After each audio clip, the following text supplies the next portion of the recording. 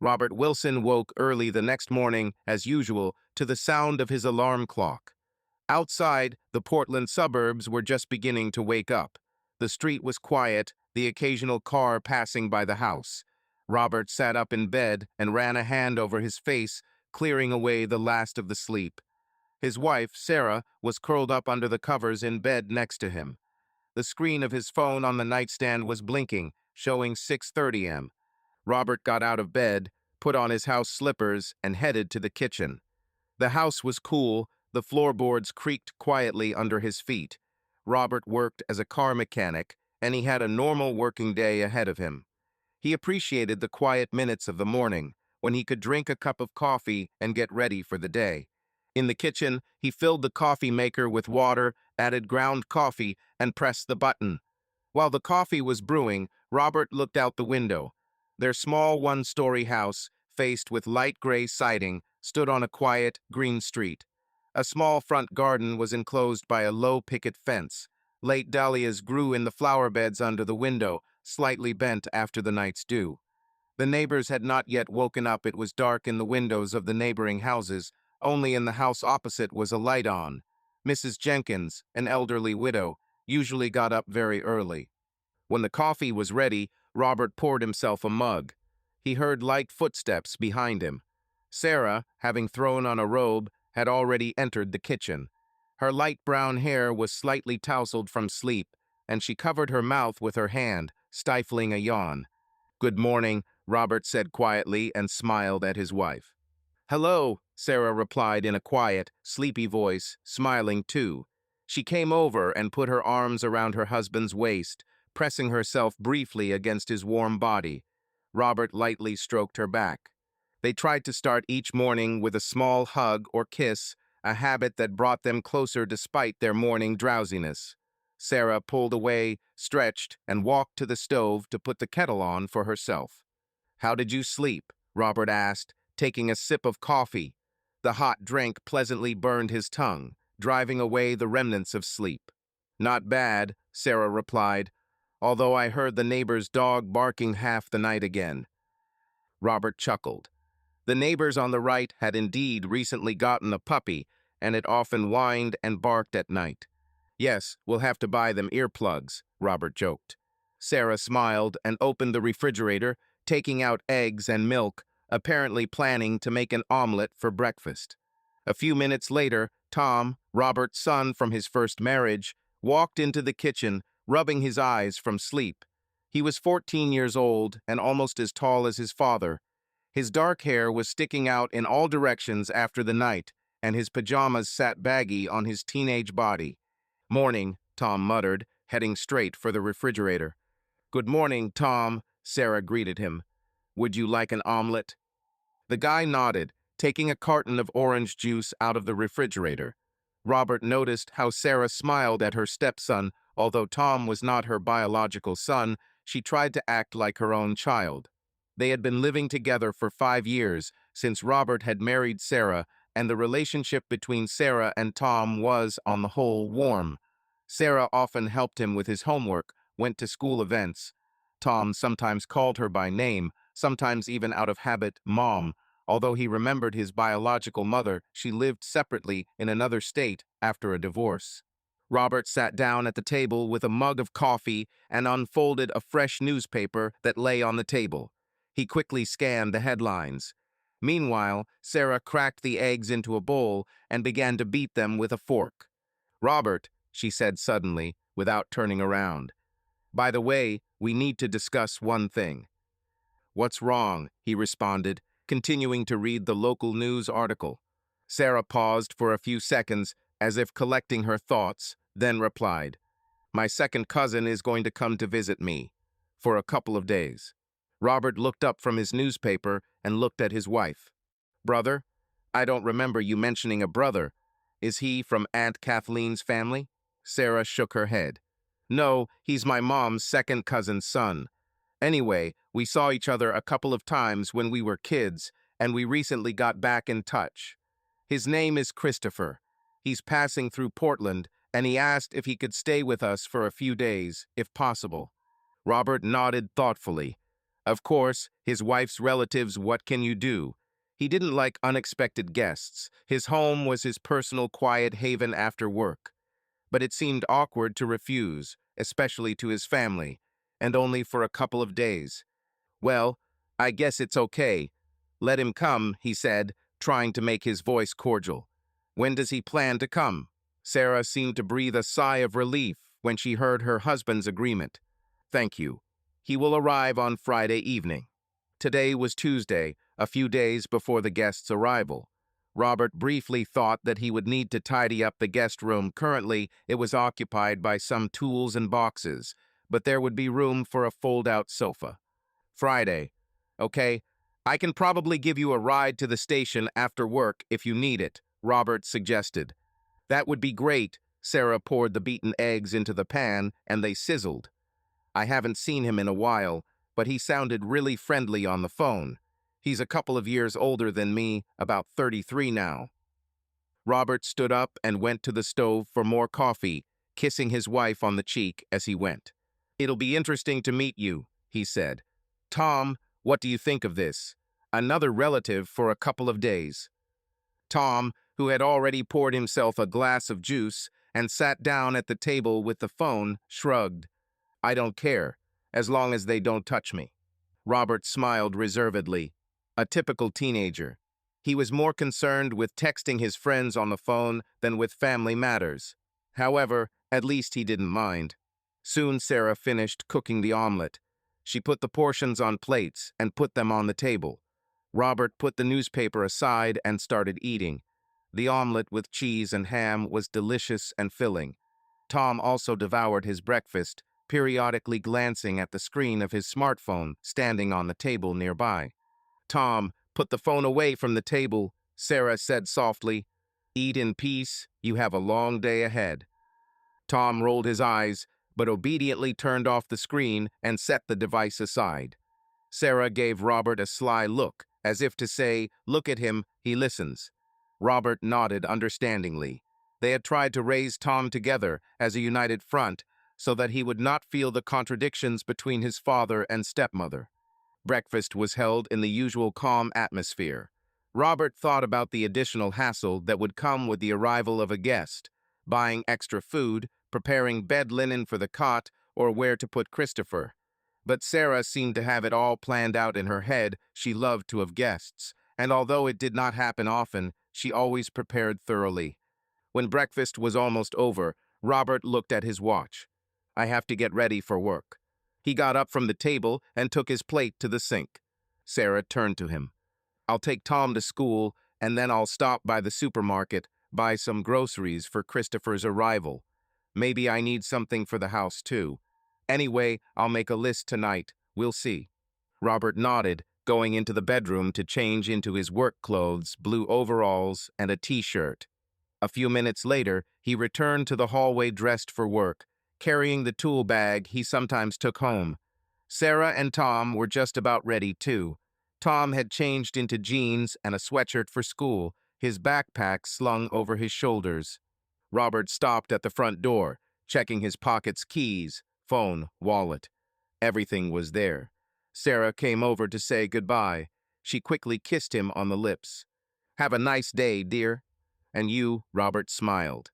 Tom, don't stay late after school. Yeah, Tom muttered, already looking forward to leaving the house. Robert opened the door, letting the family out onto the porch. The morning air was crisp. The sky promised a clear day. They walked to Robert's old pickup truck, parked at the curb. Tom got into the back seat, Sarah in the front passenger seat. Robert started the engine. It took 20 minutes to take his son to school and his wife to the supermarket. They barely talked on the way. Each was thinking about his own things. Tom was thinking about upcoming lessons or about some teenage thing. Sarah was probably going over the shopping list and preparations for her brother's arrival in her head. Robert caught himself thinking that he was still glad to have an unexpected guest, to see a new person, to learn something about Sarah's family. Why not? Even if it was only for 2 days, he could tolerate some inconvenience. Outside the school, Tom got out of the car, said a quick bye, and joined the stream of students. Robert watched him walk to the school doors. Then he and Sarah drove on to the store. "Will you pick us up after work?" Sarah asked as Robert pulled up outside the supermarket. "Of course. Call when you're ready, I'll come by," he answered. Sarah smiled, leaned toward him, and kissed him on the cheek a little harder than usual. "Thanks for supporting me with Christopher. I know you don't like guests very much, but I'll really be glad to see him." There was a flicker of genuine gratitude in her eyes. Robert felt a little guilty for his initial inner dissatisfaction. He touched her hand in farewell. "Everything is fine. The main thing is that you enjoy yourself. I think we will have a good time, just 2 days." Sarah nodded, opened the pickup door, and stepped out. "Have a nice day at work, and happy shopping to you too," Robert smiled. He waited until Sarah had disappeared behind the supermarket's front doors, then pulled away and headed toward his auto repair shop, where the morning customers were already waiting. On the way, he thought about Christopher's imminent arrival. A strange brother. Well, it will be an interesting weekend. The next few days passed quickly. Robert threw himself into his work. The auto shop was always busy. Customers came to fix their cars, and by Friday he was pretty exhausted. However, every evening at home reminded him of the imminent arrival of a guest. On Wednesday, Sarah had already begun preparing for her brother's arrival. After dinner, she suddenly began to sort through the closets in the guest room. This room was rarely used and served more as a storage room for old things. Robert, noticing how his wife was carrying boxes, hurried to help her. "Decided to clean up?" he asked, entering a small room with light green walls. Along one wall were piled boxes with tools, old books, and children's toys, some of which were left over from Tom's early childhood. "Yeah, I guess Christopher needs a place to sleep," Sarah said, dusting a shelf. "Since we have this room, why not put it to good use?" She looked focused and even a little excited. Robert picked up Tom's old skateboard from the floor and put it in a corner. Then he picked up a box of Christmas decorations and carried them out into the garage to make room. Tom was also at home, sitting in his room doing his homework. Hearing the noise of rearranging, he looked into the guest room. "What's going on?" he asked from the doorway. "Hello," Robert put his hands on his hips, looking over the work done. "Here, we're preparing the room for Sarah's cousin to arrive." "Ah," Tom shrugged. "Is he really going to live right here?" "No, of course not," Sarah smiled. "He'll just spend a couple of nights, that's all." Tom watched silently as his father unfolded the sofa bed, checking that the mechanism worked. The mattress was old, but for lack of anything better, they decided to use it. "Tom, can you help shake the rug in the yard?" Sarah asked, pointing to a small rug by the bed. Tom nodded reluctantly. Cold. He picked up the rug and carried it outside, clearly not thrilled by the extra responsibilities. Robert continued tidying up. He collected the old magazines that littered the table and dusted the windowsill. Sarah was already changing the bed linen on the sofa bed. The clean sheets and pillow from the closet smelled pleasantly fresh.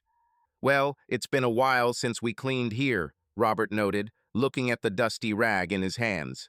Sarah gave a short laugh. "Yeah, well, now there's a reason, but there will be order." Wednesday evening was spent doing chores around the house.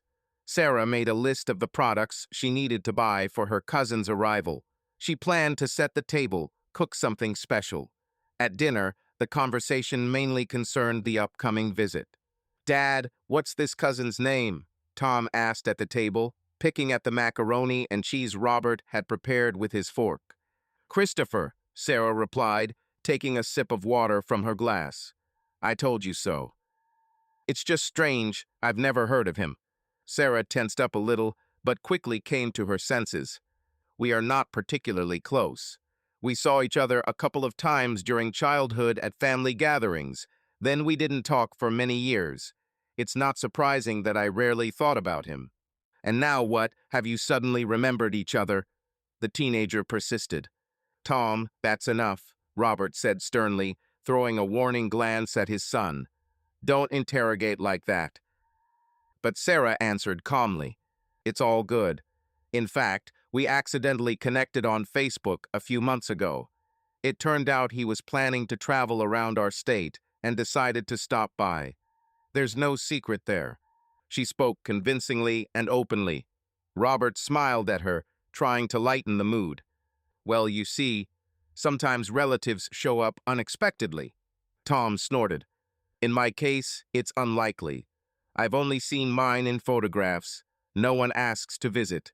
Well, no need, Robert winked at him playfully. Less noise. After dinner, Tom went to his room to finish watching a movie on his tablet, and Robert and Sarah settled down in the living room. The evening news was on TV, but neither of them had time for it. Sarah kept asking Robert if it would be convenient to meet Christopher, whether it would be a burden. Maybe I should take the bus to the city myself, she suggested, sitting next to her husband on the sofa. You'll be at work all day on Friday anyway, you'll come home tired. Robert shook his head. It's okay, I don't mind. I'm also interested in meeting you. I'd rather take you than have you go alone in the dark. The bus comes in the evening, right?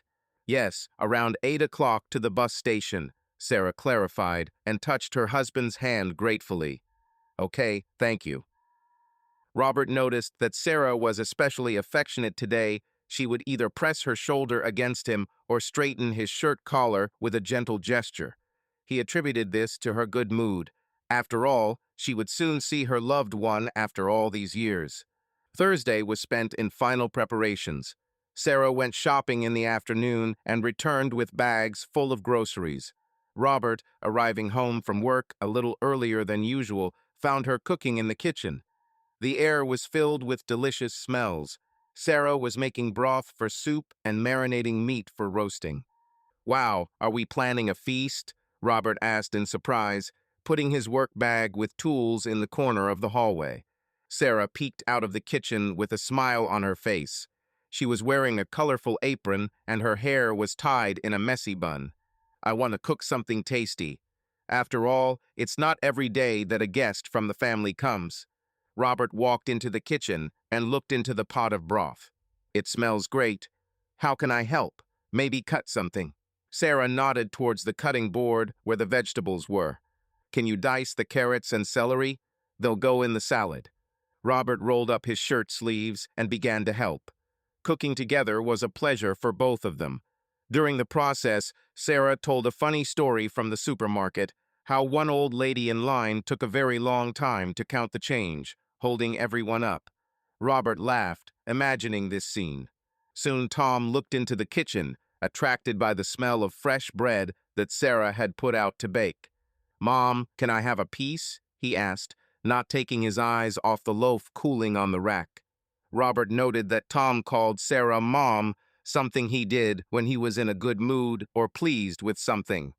The smell of bread seemed to touch his warmest feelings.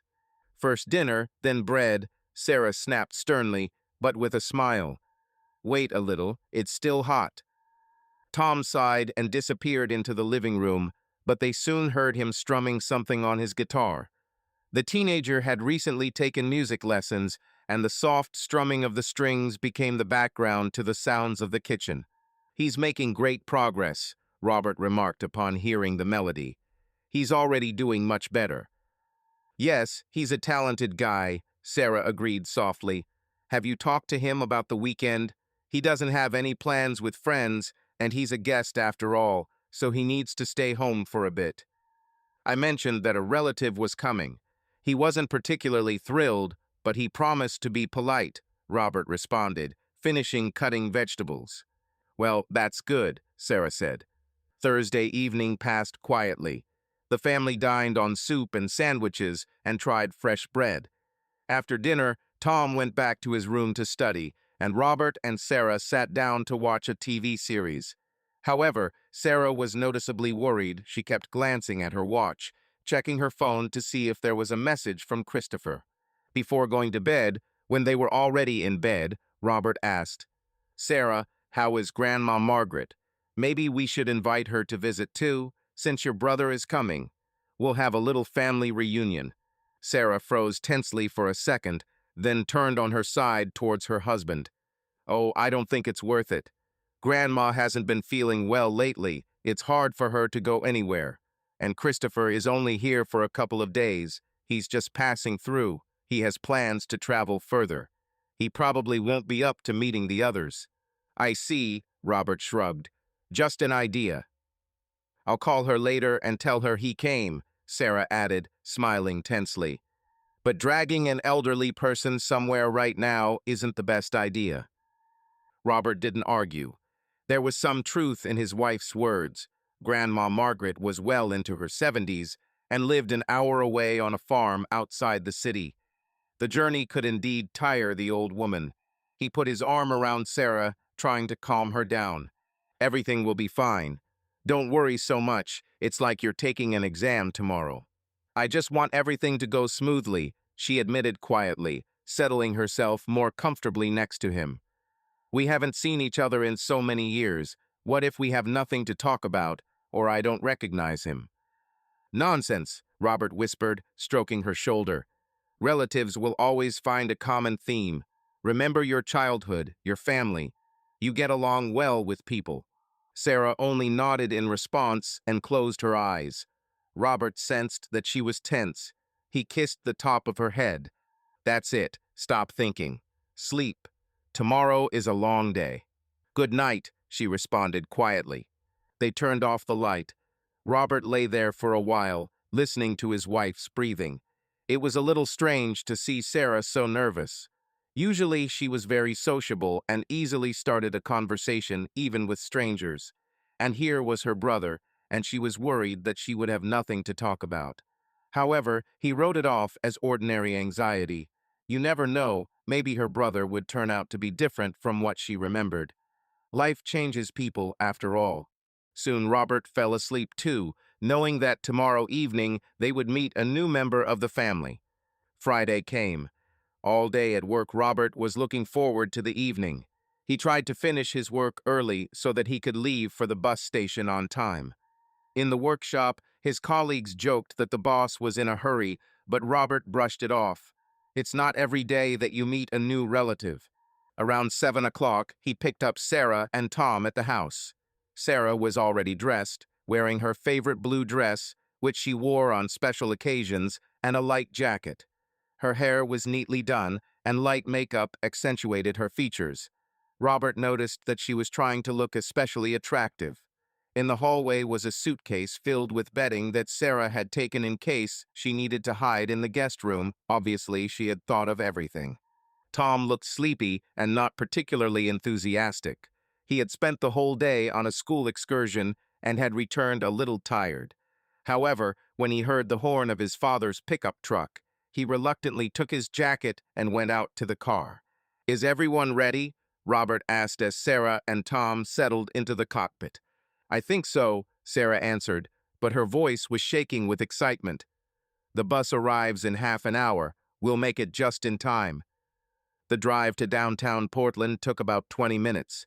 The evening twilight was falling on the city, the streets glistening from the light rain that had fallen during the day. Robert parked the car outside the bus terminal. The clock above the entrance showed 7:45. Tom yawned and hid his hands in his sweatshirt pockets. Sarah looked around nervously as she got out of the car. Robert put his hand on her shoulder. "Everything is fine." "Yes, I'm just worried," she answered quietly. The three of them walked into the waiting room. The bus station was half empty. A few people sat on benches waiting for their rides. A couple of tramps dozed by the radiator. The timetable board showed that the bus from Seattle would be arriving at platform #3. "Let's go there," Robert suggested. They walked out onto the concrete platform where the buses were silhouetted. The cold, damp air made Sarah shiver, and Robert put his arm around her to keep her warm. Tom walked a little further away, scrolling through his phone. Soon headlights appeared from around the bend. The roar of an engine was heard. A large intercity bus slowly rolled into the station and stopped at platform #3. The doors opened, passengers began to get out. Robert tried to guess which of them might be Christopher. Sarah seemed to recognize him immediately. She suddenly stood up straight, peering on tiptoe into the crowd, then waved her hand.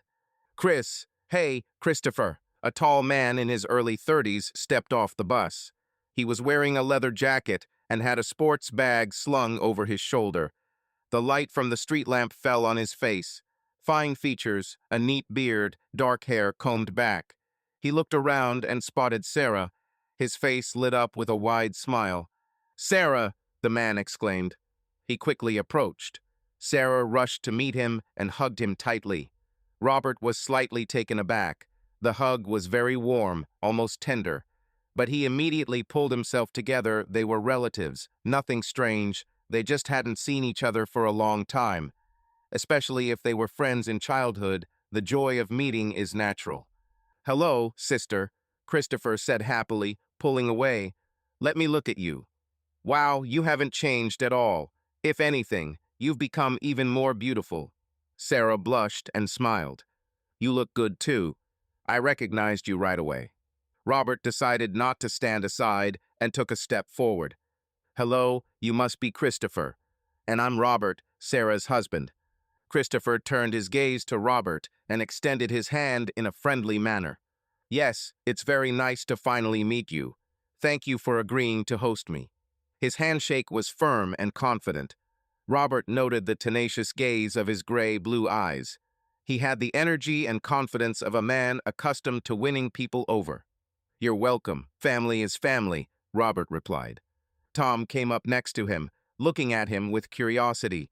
Sarah put her arm around her son's shoulders. "And this is Tom, my stepson." "Hey, Tom," Christopher smiled at the boy.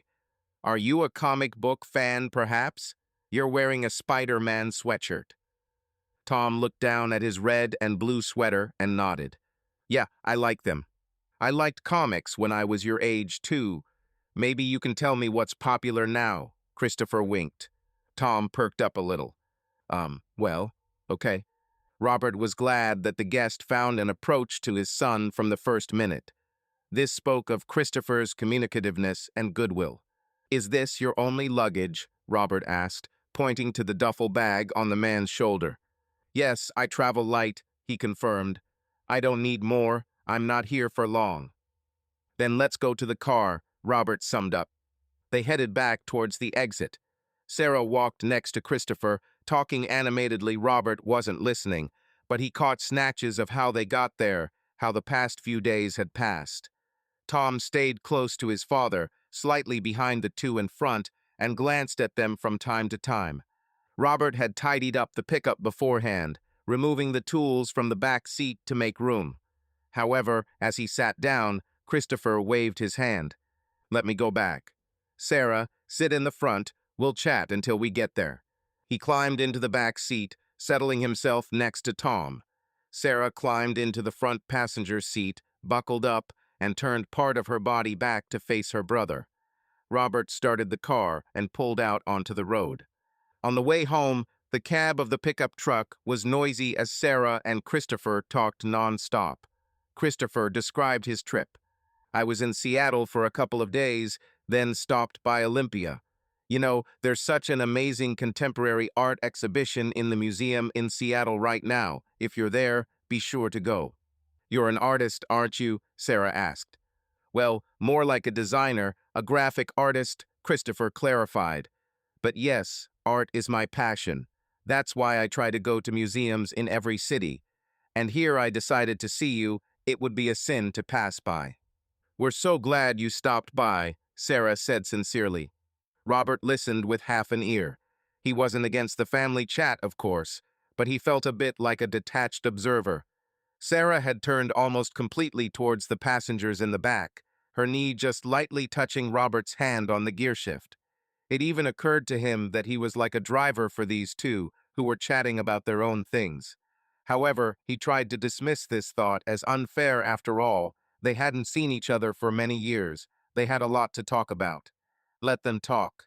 Tom seemed to have recovered from his skepticism. He, too, listened to Christopher's stories, occasionally interjecting a question. "Have you been to T-Mobile Park in Seattle?" Tom asked when he heard about Seattle. "Not yet. I didn't make it this time," Christopher replied. "But I heard it was cool. Are you interested in baseball?" "Yeah, the Mariners are my favorite team," Tom nodded. "Then you'll have to get there somehow," Christopher smiled. Maybe we can organize it next time I'm passing through. Robert noted to himself how easily Christopher found a common language with a teenager. Tom was already looking at the guest with noticeable interest, although he had declared in the morning that he did not care. They got to the house quickly in about 30 minutes. When Robert parked at the gate, it was already completely dark. Together they carried Christopher's things which, incidentally, were not many into the house. The guest was given a prepared room. Christopher threw his bag on the floor and looked around. "Oh, it's great here. I didn't even think there would be a whole room. I thought I'd sleep on the couch. You greeted me just like I was in a hotel." "What are you saying? This house is your home. Make yourself comfortable," Sarah said. Robert nodded. "We're glad the room was useful. It's usually empty." "Empty is putting it mildly," Sarah giggled. "It's usually filled with old stuff. But we tried to make it beautiful." "Thank you very much. You're great," Christopher thanked, sitting down on the sofa. "Honestly, I'm so tired from the trip. I could use a little exercise." "Maybe you want to take a shower," Sarah suggested. "And then we can have dinner. I made dinner. It should be delicious." "A shower is ideal," Christopher agreed. "I've been sweating all day. I probably smell like a bus." He took a fresh shirt and towel from his bag, and Sarah showed him the bathroom. While his guest was freshening up, Robert went down to the kitchen and helped warm up dinner. Sarah set the table: hot chicken soup with homemade noodles, meat baked with vegetables, fresh bread. A real feast, as Robert had imagined. When Christopher joined them, he smelled of minty shampoo. He had changed from his traveling sweater and jeans to a clean dark blue shirt and soft lounge pants. His hair was still damp and slightly tousled, making him look younger and very casual. At the table, Christopher ate with obvious appetite. "Oh my God, it's so delicious. Sarah, you cook great." Sarah beamed. "Thank you. I'm glad you like it. Enjoy." Robert was also enjoying the dinner. He noticed that Sarah was watching the guest with some special pleasure. She clearly wanted to please her brother. It was touching. Apparently, in her own way, she loved him as a relative. Robert even felt a slight jealousy, but not a loving one, but rather the jealousy of a hospitable host when a guest pays more attention to the hostess. However, he immediately considered his feelings stupid and tried to get involved in the conversation. "So you said graphic designer?" Robert asked, breaking off a piece of bread.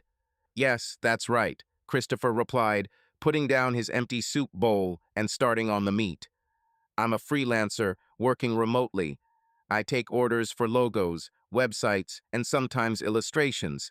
That's why I can afford to travel. I work from any city." "It's convenient," Robert noted. "I'm tied to one workshop, and the clients come to me themselves, and not the other way around." Christopher smiled.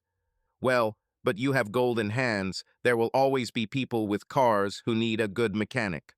"That's true. Cars always break down," Robert chuckled.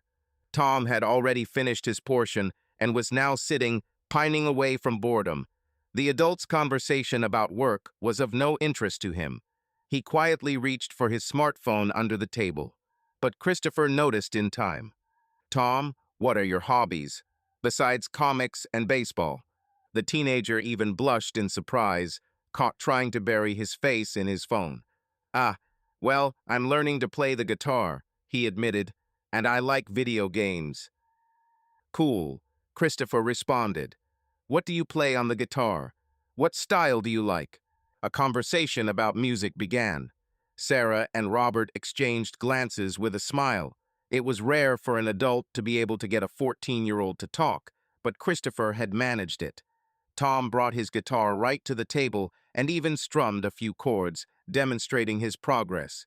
Christopher listened with interest and praised the boy's diligence. Soon, however, the long day began to take its toll. Tom began to nod off from satiety and fatigue. Robert, feeling the heaviness in his body after a heavy dinner, also began to yawn. Sarah, noticing this, clapped her hands. "Okay, everyone go to bed.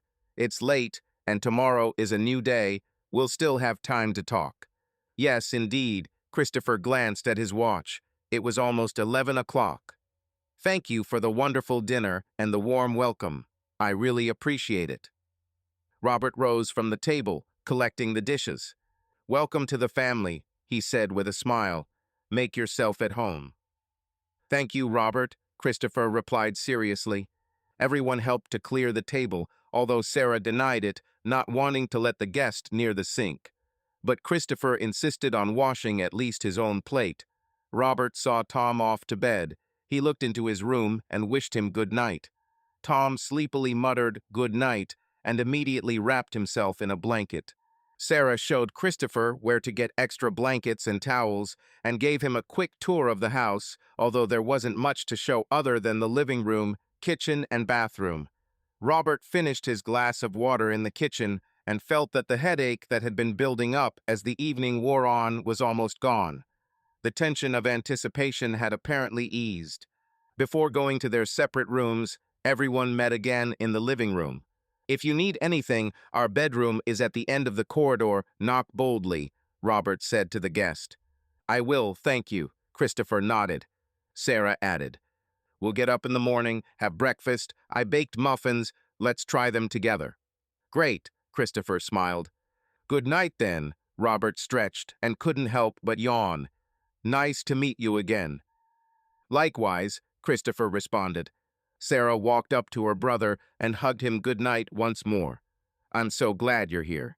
Christopher answered her quietly, hugging her too. And I'm glad to be here. Good night. Robert watched this, feeling the warm family atmosphere. However, somewhere deep inside, a shadow of a strange feeling stirred, like jealousy or anxiety. It seemed to him that the embrace lasted a little longer than usually happens between a brother and sister, even if they are second cousins. But perhaps this was just his imagination. He pushed the thought away. Everyone went to their rooms. Robert went to bed next to Sarah, who looked happy and relieved. Thank you, she whispered to her husband in the darkness. You're wonderful. Why all of a sudden? He asked in surprise, hugging his wife. That you support me and don't grumble about unnecessary fuss, she explained. That's important to me. Robert sighed, feeling her warm body next to him. Yes, everything is fine, Sarah. I can see how happy you are. I am pleased when you are happy. Sarah responded with a quiet kiss on the cheek. Sleep. Tomorrow we need to think of something interesting for Christopher, show him the city. Of course, Robert muttered, falling asleep. His last drowsy thought was of Sarah and Christopher laughing over some shared memory over dinner. It's good she has someone to call home, he thought. It's great, family. And with that thought, he fell asleep. Saturday morning was sunny and calm. Robert woke up from the smell of freshly baked goods. Opening his eyes, he discovered that Sarah was not there. She had already gotten up. Looking at his watch, Robert got out of bed, threw on a t-shirt, and went out to the kitchen. There, a cozy domestic chaos awaited him. A plate of rosy blueberry muffins towered on the table. A coffee pot stood nearby. The sound of water came from the bathroom. Apparently, Christopher decided to take a morning shower. Sarah stood at the stove in the same apron as yesterday, stirring something in a frying pan. Good morning, Robert smiled, coming closer. Oh, hi. Sarah turned around and kissed him on the cheek. You're just in time. I've almost got everything ready. It smells wonderful, he noted, looking at the muffins. Christopher and I baked this morning, the wife boasted. It turns out he's a great helper in the kitchen. Robert was surprised. Have you already made it? It's still early. Sarah shrugged, flipping the pancakes in the frying pan. We woke up early together. I didn't want to disturb you. You were tired yesterday. So we decided to keep ourselves busy. He offered to help, I agreed. Robert imagined them, early in the morning, messing around in the kitchen while he was sleeping. It was strange that they hadn't woken him up. Usually Sarah, if she got up early, made quite a lot of noise. But she was probably trying to be quiet because of the guest. A couple of minutes later, Christopher entered the kitchen, wiping his hair with a towel. Good morning, everyone. Hello, Robert replied. You're up early today. Yes, a little bit, Christopher grinned. I'm used to getting up early, and yesterday I fell asleep quickly, got enough sleep. He looked cheerful. Jeans, a fresh t-shirt with some abstract print, a face fresh from a shower. Robert noted that he had even managed to shave. There was no stubble left on his chin. "Is Tom still asleep?" Sarah asked, placing the golden pancakes on a plate. "I think so," Robert answered. "He was tired yesterday. Let him sleep it off. It's a day off." "Well, then we have time to have a quiet breakfast as adults," Sarah smiled. "The coffee is ready, the muffins too. Sit down, I'll serve everything now." Robert and Christopher sat down at the table. Christopher reached for a muffin. "It looks divine. I also like warm ones." "Sure, take it," Sarah bustled about, pouring coffee for everyone. "There are blueberries inside. Be careful, it might be hot." Robert watched as his guest took a bite of his muffin and closed his eyes in satisfaction. "Finger licking is good. Sarah, you are a culinary genius." "Enough, otherwise I'll get cocky," she laughed. Robert also tried the pastries. They were really delicious, sweet dough with a berry sourness. He praised his wife and, to keep the conversation going, asked, "What are your plans for today? I need to show you the city and its surroundings." Sarah picked up. "Yes, I thought we could go downtown, walk along the Willamette River, go to Powell's bookstore. It's famous." "Christopher, do you like books?" "Of course," Christopher nodded. "I travel a lot, but I always go to bookstores, especially second-hand bookstores." "Then you'll love Powell's," Sarah said. "It's one of the largest bookstores in the world." Robert nodded approvingly at the plan. "Sounds great. And after that we can have lunch somewhere in the center. I know a good burger place." He felt a sense of relief. They would all be spending the day together, and he would have a chance to get to know Christopher better. Not that he had any doubts, but he had felt a little out of place in the midst of their happy chatter yesterday. Today he intended to rectify that. After breakfast and clearing away the dishes, the family began to get ready for a walk. At this time, stretching and disheveled, Tom finally came into the kitchen. "Did you eat everything without me?" he muttered discontentedly, seeing the empty pancake plate. Sarah threw up her hands guiltily. "Oh, sorry, Tom. We thought you'd sleep for a long time. There are some muffins left. Take them. They're delicious, too." Tom, still sleepy, took 2 muffins on a plate and sat at the table, chewing in silence. Robert patted his son on the shoulder. "Good morning. We decided to show Chris the city. Do you want to come with us?" The teenager shrugged. "I don't know. How long? I actually wanted to go to Jeremy's to look at new games." Jeremy was Tom's neighbor and school friend. The boys probably agreed on their plans for the weekend in advance. Sarah looked at Robert as if asking whether to insist. Robert shook his head slightly, let his son do as he wants.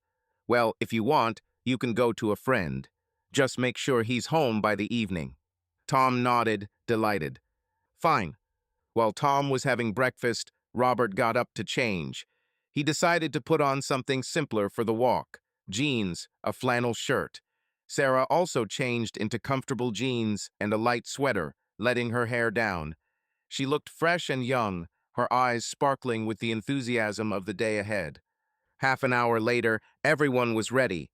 Tom went to a neighbor's, promising to be back for dinner. Robert, Sarah, and Christopher piled into the pickup and headed into town. Christopher was delighted. "It's so great here. I've only been through Portland before. I didn't even know the center was so cozy." Sarah walked beside him, smiling. Robert stayed on the other side of his wife, listening to Christopher recount his impressions of his travels. He noticed that Sarah listened to every word with obvious pleasure, sometimes laughing at her cousin's jokes. Robert also tried to participate, interjecting remarks, but deep down he again felt like a third wheel. Perhaps because his brother and sister were recalling some family stories that he did not know about. Robert walked alongside him, his hands in his jacket pockets. The names and events mentioned were foreign to him, and it was a little off-putting. To switch his attention, he turned his attention to his surroundings. The facade of Powell's City of Books, a cult place in Portland, appeared ahead. "Here we are," Robert pointed to a large building, where book lovers were already scurrying around the windows. Oh, great. Christopher immediately switched his attention to the target. Let's go in. I can hang out there for a long time. We're in no hurry, Sarah assured him. They went inside. The store was truly impressive in size.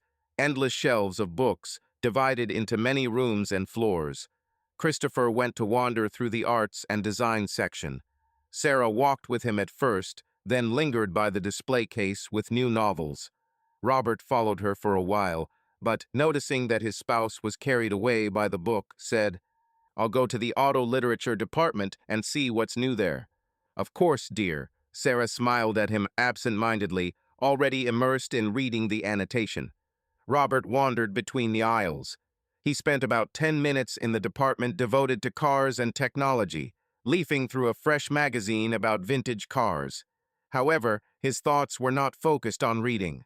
Pictures were spinning in his head. Here are Sarah and Christopher laughing at children's pranks. Here are the two of them in the morning preparing breakfast. Nothing strange, Robert convinced himself. They are relatives. They have something to remember. And yet some unpleasant feeling settled inside him. He understood that he was jealous. Jealous of Sarah for her past, for what he could not share with her, their childhood, family stories, and jealous of the attention she was now paying to her cousin.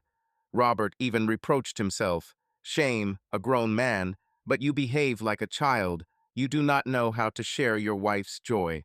He was distracted from his thoughts by the ringing of his phone. He took out his mobile phone. It was a regular customer, Mr. Davis, the owner of a farm not far from the city. Robert frowned and answered. Hi, Don. What happened? An excited voice came from the receiver. Robert, sorry to bother you on your day off. My tractor won't start again, and sowing is just around the corner. Could you take a look today? I'll pay overtime. I just don't know who to turn to. Robert winced. Mr. Davis was an old client and a good friend. It was awkward to refuse, especially since the man had an urgent problem. Oh, Don, you know I'm meeting a guest today, family plans. He began, but such notes of despair were heard in his interlocutor's voice that Robert gave in. Okay, let's do it this way. I'll try to come by this afternoon, around 2 o'clock. I'll see what I can do. The farmer breathed a sigh of relief. Oh, thank you so much. I'll be waiting. Thanks, buddy. Robert hung up and sighed heavily. It meant that part of the day would be lost. He would have to go to the farm to look at the tractor. He figured that he could do it in an hour and a half, but the round trip would take 3 hours. It would be bad in front of the guest, of course, but helping a person in trouble was always Robert's top priority. He walked back through the aisles, looking for Sarah and Christopher. He found them at the checkout, Christopher holding a couple of books, Sarah a novel. They were just paying. Rob, we're all done, Sarah said. Have you picked anything out yet? No, I just looked. He waved his hand. Listen, I got a call about work. I need to run away for an hour after lunch. A client from the farm, urgent matter. Do you mind? Sarah blinked in confusion. Oh, of course, work is work. It's a pity. But for how long? I think 2 or 3 hours at most, Robert replied. You can take a walk without me for now, and I'll be there by evening. Yes, no problem, Christopher intervened. We'll manage just fine. Sarah will show me the city. Robert, if it's urgent, don't worry, go, of course. Robert did not miss the look in his wife's eyes that was both disappointment and relief. He even thought she was glad to be alone with her cousin, but he pushed the thought away, deciding that it was simply his imagination running wild with jealousy. Then let's go to the car, he suggested out loud. They left the store. It was approaching noon. Robert decided to take Sarah and Christopher home first, and then head out to Davis's farm to get tools. On the way back, all three were a little quieter than in the morning. Robert was internally worried that he had let the company down. Sarah was clearly a little awkward, and Christopher was immersed in reading the book he had bought right in the back seat. When they pulled up to the house, Robert turned off the engine and turned to the others. Well, then I guess I'll just go right away. Make yourself comfortable. You can have lunch without me. Don't wait. Sarah nodded. Okay? Maybe we'll take a walk somewhere else nearby. Just call me when you're free, okay? Of course, he assured. Chris, I'm sorry it happened. It's okay, my friend, Christopher smiled. I'm having a great time here. I'm not bored. Friend, Robert noted to himself. He had already switched to that tone. Although what's so special about it, just politeness and cordiality. Sarah and Christopher got out of the car. Sarah leaned toward the driver's side window. Take care of yourself, okay? Don't fuss with the equipment there so that nothing happens. There was genuine concern in her voice. Robert smiled softly. It's okay, it's my job. I'll be there in a couple of hours. He waited until they were inside the house, then turned the truck around and drove toward the farm. The drive took about half an hour, and all the while Robert was thinking. Picture Sarah and Christopher alone for a few hours. Of course, it was nothing special. They were family, they could sit and chat. But then why did he feel so uneasy inside, as if he had let a stranger into the house? Robert tried to push these thoughts aside and concentrate on the upcoming repairs. However, a vague uneasiness settled in his chest and would not go away. Robert returned home around 4 o'clock in the afternoon. The farm tractor had indeed been finicky, requiring several parts to be replaced, but Mr. Davis was eternally grateful.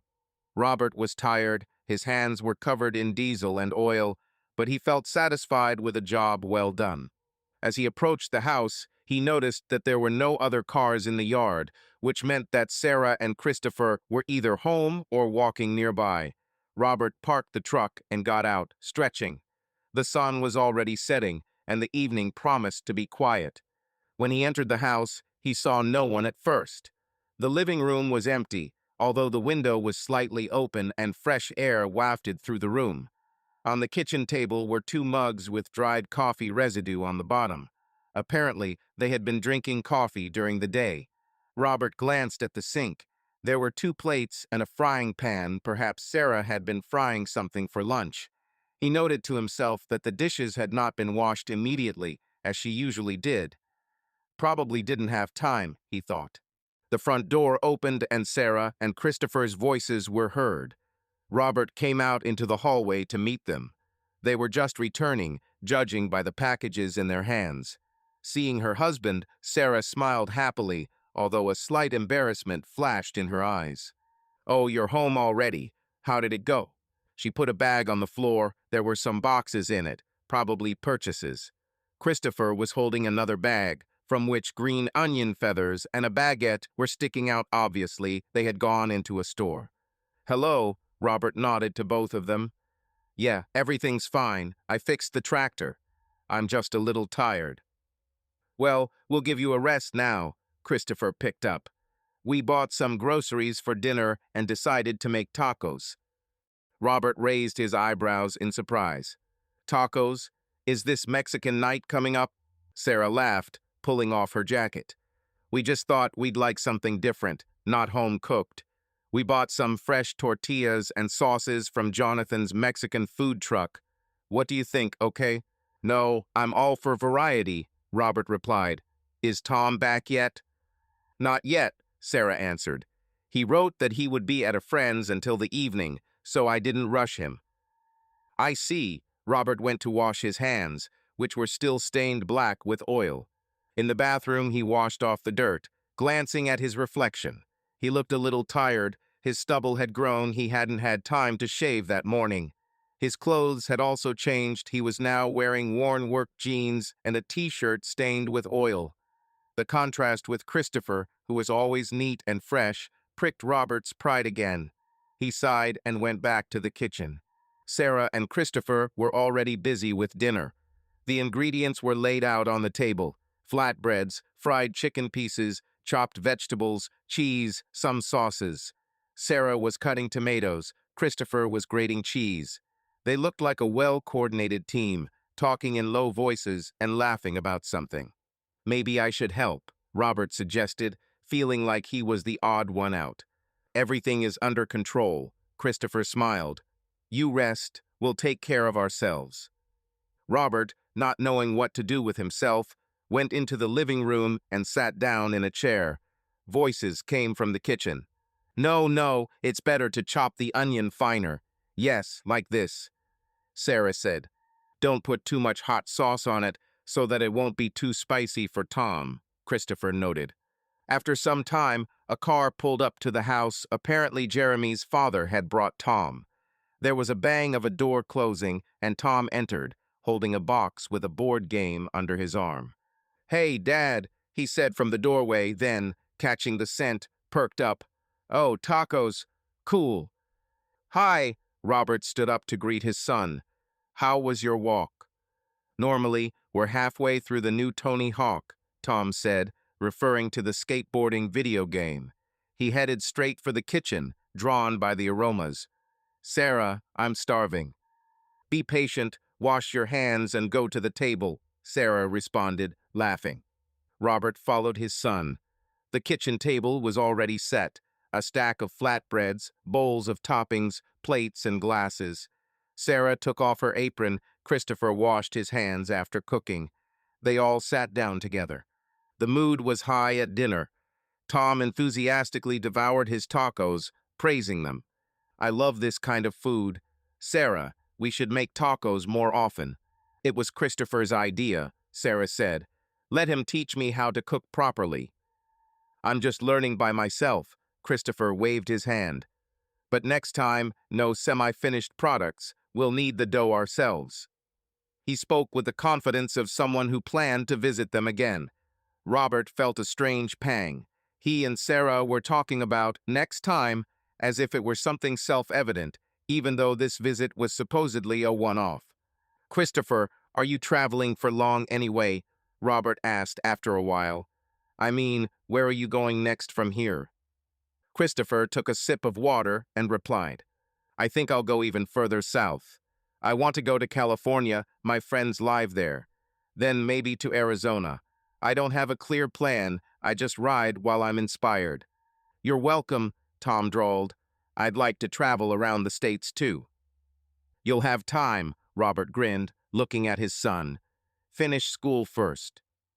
Yeah, I know, Tom rolled his eyes. Robert turned his gaze back to the guest. Do you have a family, a wife, children? Or are you a lone wolf? Sarah gave her husband a strange look, as if she was surprised by the question, but remained silent, waiting for her brother's answer. Christopher was not embarrassed. No, I don't have a family of my own. It hasn't worked out yet. To be honest, I'm in no hurry. So yes, I'm a lone wolf, you could say. But there are probably some fans, Robert teased in a friendly tone. Sarah gasped. Robert, what kind of interrogation is this? Oh, come on, Christopher waved it off with a smile. Of course, I meet girls sometimes, but nothing serious. Not everyone is happy with the fact that I'm often on the road. I see, Robert nodded, pretending to have satisfied his curiosity. He wanted to understand a little better what kind of person this Christopher was, but there was no direct reason to find fault with him yet. Dinner continued with conversations about music and movies. Christopher turned out to be an expert on old rock. Robert kept the conversation going by mentioning his favorite bands. Tom interjected his remarks about modern tracks. Sarah mostly listened, smiling, occasionally teasing her brother with memories. Do you remember how you were a Nirvana fan in your youth? You had a poster of them. Christopher laughed. Yeah, that happened. When everyone had eaten their fill, it was already dark outside. Tom helped carry the plates to the sink, but when asked to wash them, he replied, Can I do it later? Jeremy gave me the disc. I really want to try the game. Sarah waved her hand. Go, go, just not for long, okay? Not until night. Tom kissed her on the cheek. Surprising Robert, he was rarely so affectionate. He must have been very pleased with his food, then rushed out of the kitchen with the game box. Robert stood up and collected the remaining utensils. Well, let's clean up and watch a movie. How about this? On a day off, you can watch a movie before bed. Great, Christopher agreed. I'm all for it. It's been a while since I've watched anything in company. Sarah nodded in agreement. I'll quickly rinse the plates and join in. She turned on the tap and started washing the dishes. Robert picked up the wrappers and empty packages from the table and threw them in the trash. Christopher, meanwhile, went into the living room to choose a movie from the streaming service they had hooked up to the TV. Robert wiped the table with a rag, stealing glances at his wife at the sink. She was humming a tune, apparently in a good mood. She clearly liked the guest. She was literally glowing. Robert wondered if she was ever as happy around him. Remembering their everyday life, he regretfully admitted that it had been a long time since Sarah had had a reason to smile so happily. He threw the rag aside and headed into the living room. Christopher was already settled on the sofa, fiddling with the remote control. On the coffee table were two books bought that morning. Apparently, the guest had been looking through them before dinner. "So, what are we going to watch?" Robert asked, sitting down in a chair. "I found a new thriller here. They praise it," Christopher answered. "Do you like thrillers?" "Quite, let's try," Robert agreed. Sarah soon came over, wiping her hands on a towel. "Which film did you choose?" "Night Highway," Christopher replied, naming the film. "They say it keeps you on the edge of your seat." "I hope it's not too scary," she asked with a smile and settled down next to her brother on the sofa. Robert noticed that Sarah had sat in the middle of the sofa, not in her usual place next to his chair. Christopher was on her right. She was between the men, though Robert remained in the chair, a little apart. He felt a little detached, but said nothing. The movie started. The lights in the living room were dimmed. A detective story was unfolding on the screen. After about 20 minutes, Robert realized that he couldn't concentrate on the plot. His attention was distracted by the way Sarah was sitting next to Christopher. In the dim light of the screen, he could see that she was leaning slightly toward him, and he didn't mind. Their shoulders were almost touching. Maybe it was an accident, the tight sofa. Although their sofa was a three-seater, there would have been enough space with some clearance. Halfway through the film, there was a tense moment and Sarah let out a quiet cry of fear. At that very moment, Christopher put his arm around her shoulders. "It's okay, it's a movie," he said softly. Sarah laughed nervously. "I know, it was just unexpected."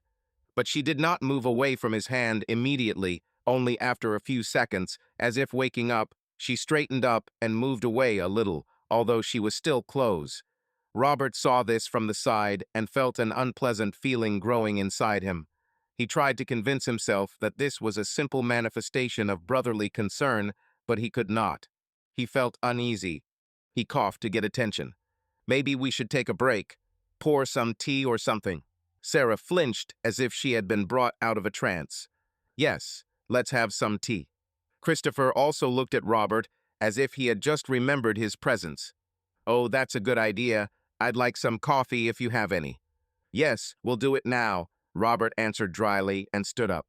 He went into the kitchen, trying to get his thoughts in order. He turned on the kettle and put on a Turk with water for coffee. Sarah soon followed, turning off the playback mode on the TV as she went. Robert felt her presence and, without turning around, asked evenly, "Are you scared?"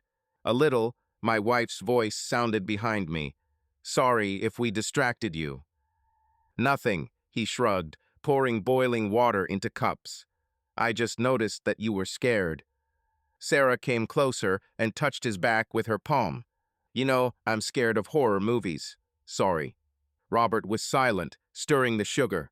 Should he ask directly what it was? But what could he ask? "Why did your brother hug you?" "Well, he was your brother, nothing like that in words." He just shook his head. "Everything is fine." Sarah took the cup of tea and looked into his face. "You seem a bit tense. Is it because of the movie or are you tired?" He looked at her. His wife's gaze was slightly alarmed. Robert almost blurted out, "I don't like the way you and Christopher hug." But he stopped himself. Maybe he really did think it was too much. "No, I was just thinking about my own things," he answered evasively. Sarah wanted to say something else, but then Christopher appeared in the doorway. "Well, are the drinks ready? We've stopped with the most interesting part." "Ready." Robert handed him a mug of coffee. The three of them returned to the living room and finished watching the movie. Robert deliberately sat on the sofa on the other side of Sarah, vacating the chair. Sarah was now between the men, but Robert put his hand on her knee, claiming his place.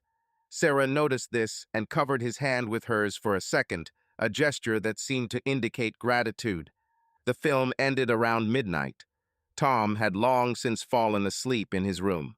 Sarah was clearly tired of the film. She was yawning. Christopher stretched. What a stimulant. Great movie. Thanks for keeping us company. You're welcome, Robert nodded. We haven't stayed up this late in a long time. They said goodnight. Before closing the bedroom door, Robert caught a glimpse of Sarah whispering something to Christopher, who chuckled softly as he headed back to his room. Robert's heart gave an unpleasant pang. What could she possibly be whispering to him at night? It sounded like a secret. He tossed and turned in bed, unable to fall asleep. Sarah almost immediately began to breathe freely next to him, and he lay staring at the ceiling. An inner voice kept saying, "Something's wrong here." Another voice objected, "Stop it. You're just being paranoid, tired, and jealous of your wife's past." Sunday morning found Robert up and about before dawn. He hadn't been able to sleep well after the night's anxious thoughts. Around 5 in the morning, realizing that there was no point in tossing and turning, he quietly got out of bed, trying not to wake Sarah, and pulled on sweatpants and a sweatshirt. Fresh air might help clear his head. Robert went into the kitchen and poured himself a glass of water. The house was quiet. The kitchen window showed the dark pre-dawn sky, with just a hint of gray light in the east.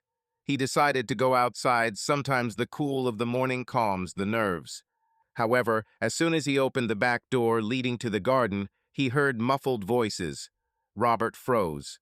The voices were quiet, but they were clear in the morning silence. They were coming from the terrace behind the house. Robert stepped out cautiously and hid behind the corner of the wall. In the semi-darkness, he made out two figures sitting on a wooden bench on the terrace. His heart sank. Sarah and Christopher. They were together, side by side. Sarah was wrapped in a blanket. Christopher was sitting close, almost pressed against her side. He was saying something quietly, and Sarah leaned her head on his shoulder. Robert's breath caught. The picture was decidedly intimate, too intimate for a cousin. He couldn't hear the words, but Christopher's tone was soft, soothing. Sarah was silent, nodding occasionally. Robert felt a surge of adrenaline rise inside him. He wanted to go out right now and demand an explanation. His eyes adjusted to the dim light, and he saw Christopher's hand gently stroking Sarah's back over the blanket. Sarah didn't object. In fact, she seemed to cling closer to him. Everything inside him went cold. This is betrayal, Robert realized. His vision blurred, as if the world had been shaken. Could it be that the same Sarah he had thought faithful and honest had betrayed him like this, without regret? Images flashed before his mind's eye. He and Sarah dancing their first dance at a wedding, her looking at him lovingly, holding hands on the beach during their honeymoon, Sarah laughing when he gave her a pendant for their anniversary. All these happy memories now crashed down like fragile crystals, shattering against the cruel reality of the present. He was ready to rush to them, break this bond, ask how they dared to live under his roof. But he did not do it at that very moment. Something held him back, perhaps the last instinct of self-control, the reluctance to create a scandal right away, without direct evidence, without a plan. Robert slowly retreated back around the corner of the house, pressing his back against the cold wall. His hands were shaking. The thought was pulsing in his head. What the hell is going on? He wanted to scream, but he literally bit his lip to keep from giving himself away. He needed to think. If he went out now, there would be a scandal. Shouting Tom would wake up, the neighbors, the sheriff. Sheriff. This thought flashed unexpectedly. Better to call the police right away. But on what grounds? What would he say? My wife is cheating on me with some man pretending to be her cousin. As long as they haven't broken the law, the cops don't have to interfere. And the fact of cheating Robert now knew only from his observations, nothing more. He peered out again cautiously. Sarah was now talking, and Christopher was listening. Then he turned his face to her, and no, not that he kissed her softly on the forehead. Robert clenched his fists so hard that his nails dug into his palms. Although it was not a kiss on the lips, the gesture clearly went beyond familial tenderness. There's more than enough evidence, he thought grimly.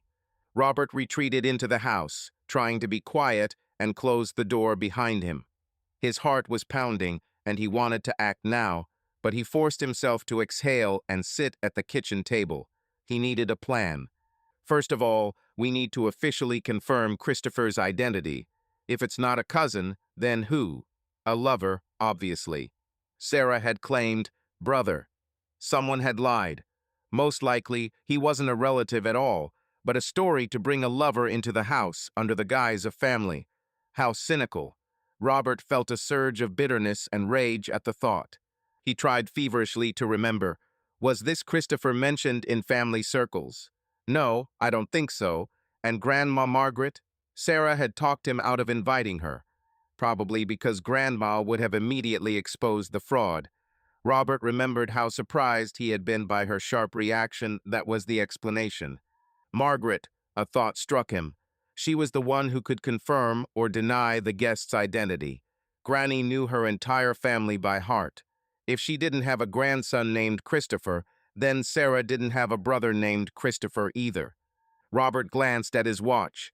It was already about 6 in the morning. Wasn't it too early to call an old woman? But knowing Margaret, she got up with the first rooster crowed a habit on the farm. He took out his phone. His hands were no longer shaking, on the contrary. There was a detached clarity of thought, as happens in difficult moments. Finding the contact Margaret in his address book, Robert pressed the call. The beeps lasted a long time. Robert even thought that his grandmother might still be asleep or not have heard. But finally, there was a click on the other end. Hello? A weak female voice sounded. Margaret, good morning. This is Robert, Sarah's husband, he said quietly. Robert, son, the old woman rejoiced. Good morning, you are so early. Did something happen? Robert swallowed. There was no point in formulating it carefully. He decided to act directly. Sorry to bother you. I wanted to clarify something. Saria's brother, Christopher, is visiting us. Do you happen to know about him? There was a pause on the other end of the line. Who arrived? The old woman asked again. Christopher, Robert repeated. Her mother's sister's son, Sarah said. Brother, Grandma fell silent, apparently shaking up her family tree in her memory. My granddaughter Sarah doesn't have a brother named Christopher. Robert closed his eyes. His heart thudded like a hammer. What do you mean, no? Margaret spoke more confidently. No, of course not. I have two granddaughters, Sarah and Lisa. Their brothers, my sister's children, are Michael, Julian, and Robbie. There is no Christopher in the family. Maybe she had some other relative in mind. She said brother, Robert answered dully. So this man is not from the family? It looks like it. Robert, explain what's going on. Who's visiting you? He could no longer restrain himself. Now all doubts had finally collapsed. I think he's a swindler, Robert said quietly. Sorry to bother you, Margaret. Wait, the old woman said anxiously. Is Sarah all right? Robert smiled bitterly, but refrained from a sharp reply. I think it will be soon. Sorry, I have to go. Thank you. Robert, if something is wrong, is there anything I can do to help? Grandma's voice trembled. No, don't worry, I'll figure it out, he said firmly. And again, I'm sorry for bothering you. He hung up without waiting for further questions. A fire of feelings raged in his chest. Anger, resentment, pain, humiliation. He had been deceived. His loved one, his wife, had planned a cunning affair, let her lover into the house, forced her own husband to accept him hospitably. Robert slammed his fist on the table. The pain even sobered him up. He had to act while this bastard was here. They couldn't afford to enjoy their victory over him in his own house for another minute. He jumped up, walked out of the kitchen, and headed for the back terrace. His heart was pounding, his blood was boiling, but his thoughts were clear and cold. Now that the truth was out, he was not going to stand in on the ceremony. Robert burst onto the terrace like a hurricane. Sarah and Christopher jumped up, looking at him in shock. The blanket slipped from Sarah's shoulders onto the boards. In the morning gloom, everyone's faces were pale. What? Robert? Sarah took a step forward, her voice shaking. Why are you so early? Robert barely heard her words. He stopped 2 steps away, glaring at them both. For a while, he simply stared silently, breathing heavily from his wife to her lover. Christopher was the first to try to pull himself together. "Hey, buddy, is everything okay?" "Don't you dare call me buddy, bastard," Robert said through clenched teeth. Sarah gasped. "Robert, what happened?" He jerked his head, looking at her. "What happened, you ask? Well, tell me, who is this man? Just try calling him cousin again." Sarah turned pale. Her lips parted, but no sound came out. Christopher glanced at her quickly and turned back to the enraged man. "Robert, let's calm down and talk." "Shut up," Robert barked. "I'll talk to you later." He stepped closer to Sarah. She instinctively retreated. "Robert," she whispered, "you've got it all wrong." Didn't get it right. He started to shout, but then pulled himself together, lowering his voice to a threatening, hoarse whisper. "I got it right. Do you think I'm an idiot? Do you think I don't see that you're cheating on me right under my nose?" Sarah shook her head, tears streaming from her eyes. "No, it's not like that. Please, let me explain." "Explain?" Robert smiled bitterly. "What will you explain? How did you drag your boyfriend and call him brother? How you let me shake his hands, fed him, watered him, while you were here behind my back?" He stopped short, unable to say the vile word out loud. Christopher tried to intervene again, raising his palms in a conciliatory gesture. "Listen, let's calm down." "Shut up, you bastard," Robert said, glaring at him. "I'll grind you into dust." He took a step towards Christopher. He stepped back, raising his hands. "Robert, I understand you're angry, but believe me, there's no need to fight." Robert was ready to pounce, his fists itching to punch the smug face of this impostor. But he restrained himself with a superhuman effort.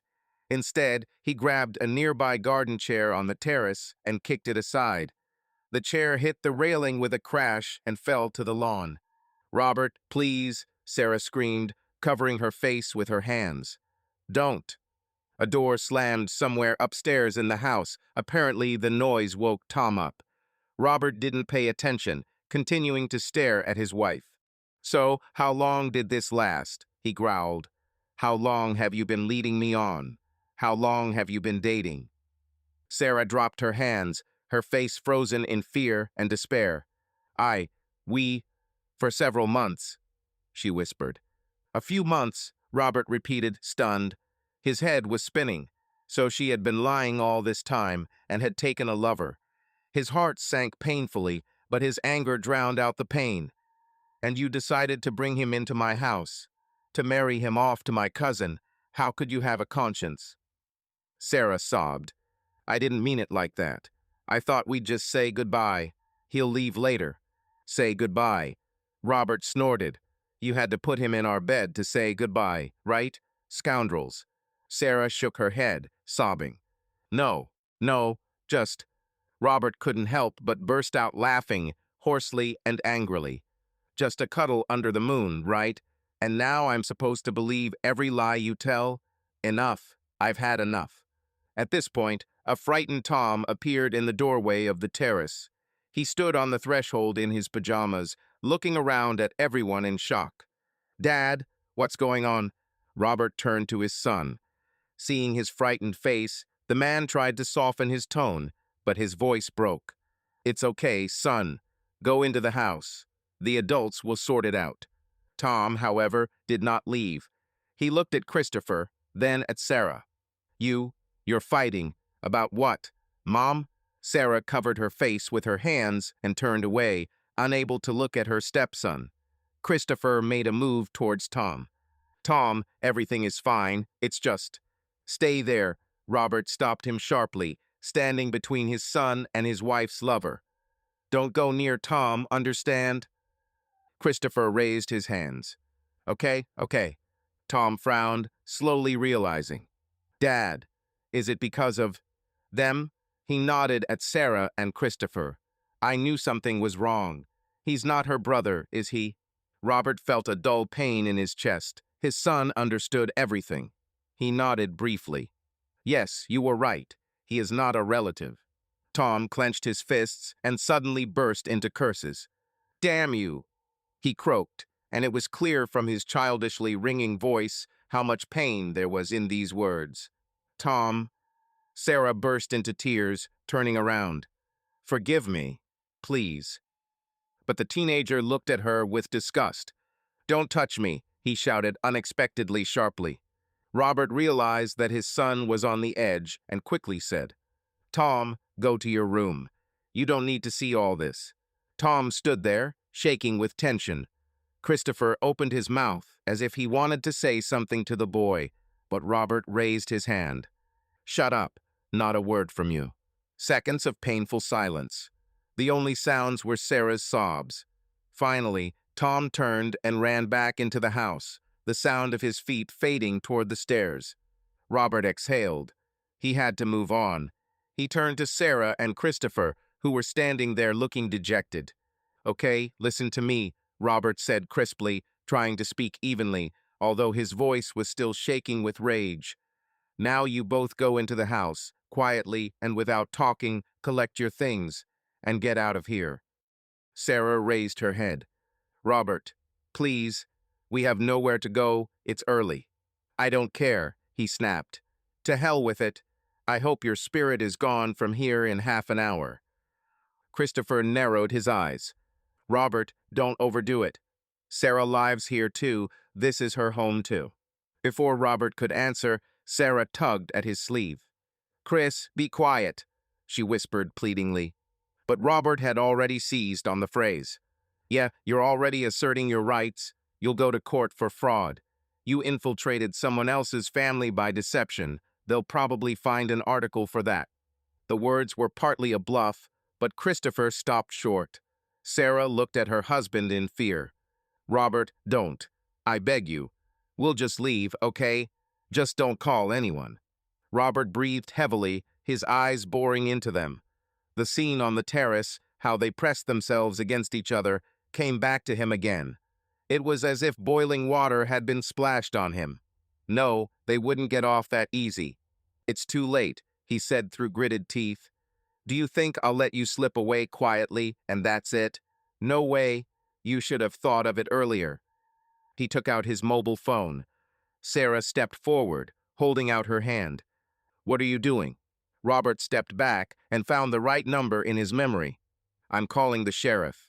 Let him make sure you leave peacefully and record the disturbance of the peace." Sarah turned as pale as a sheet. "Why the sheriff? Robert, please, no public disgrace." "Shame?" he exploded.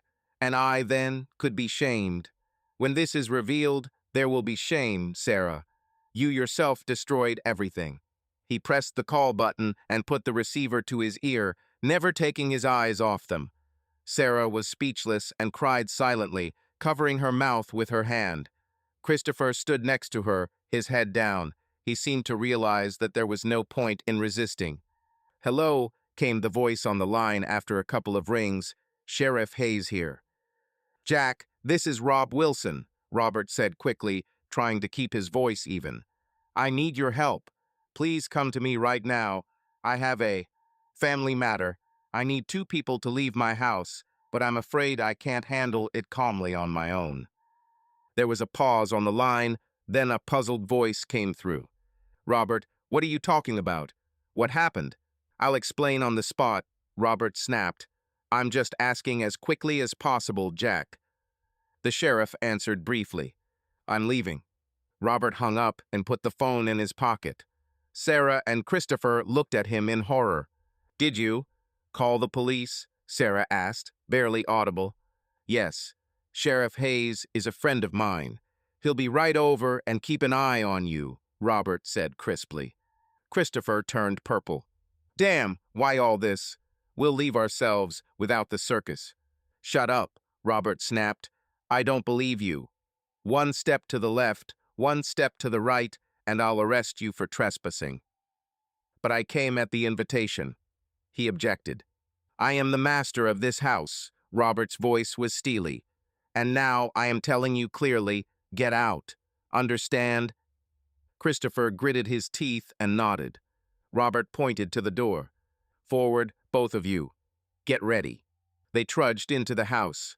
Sarah tried to approach Robert, but he took a step back.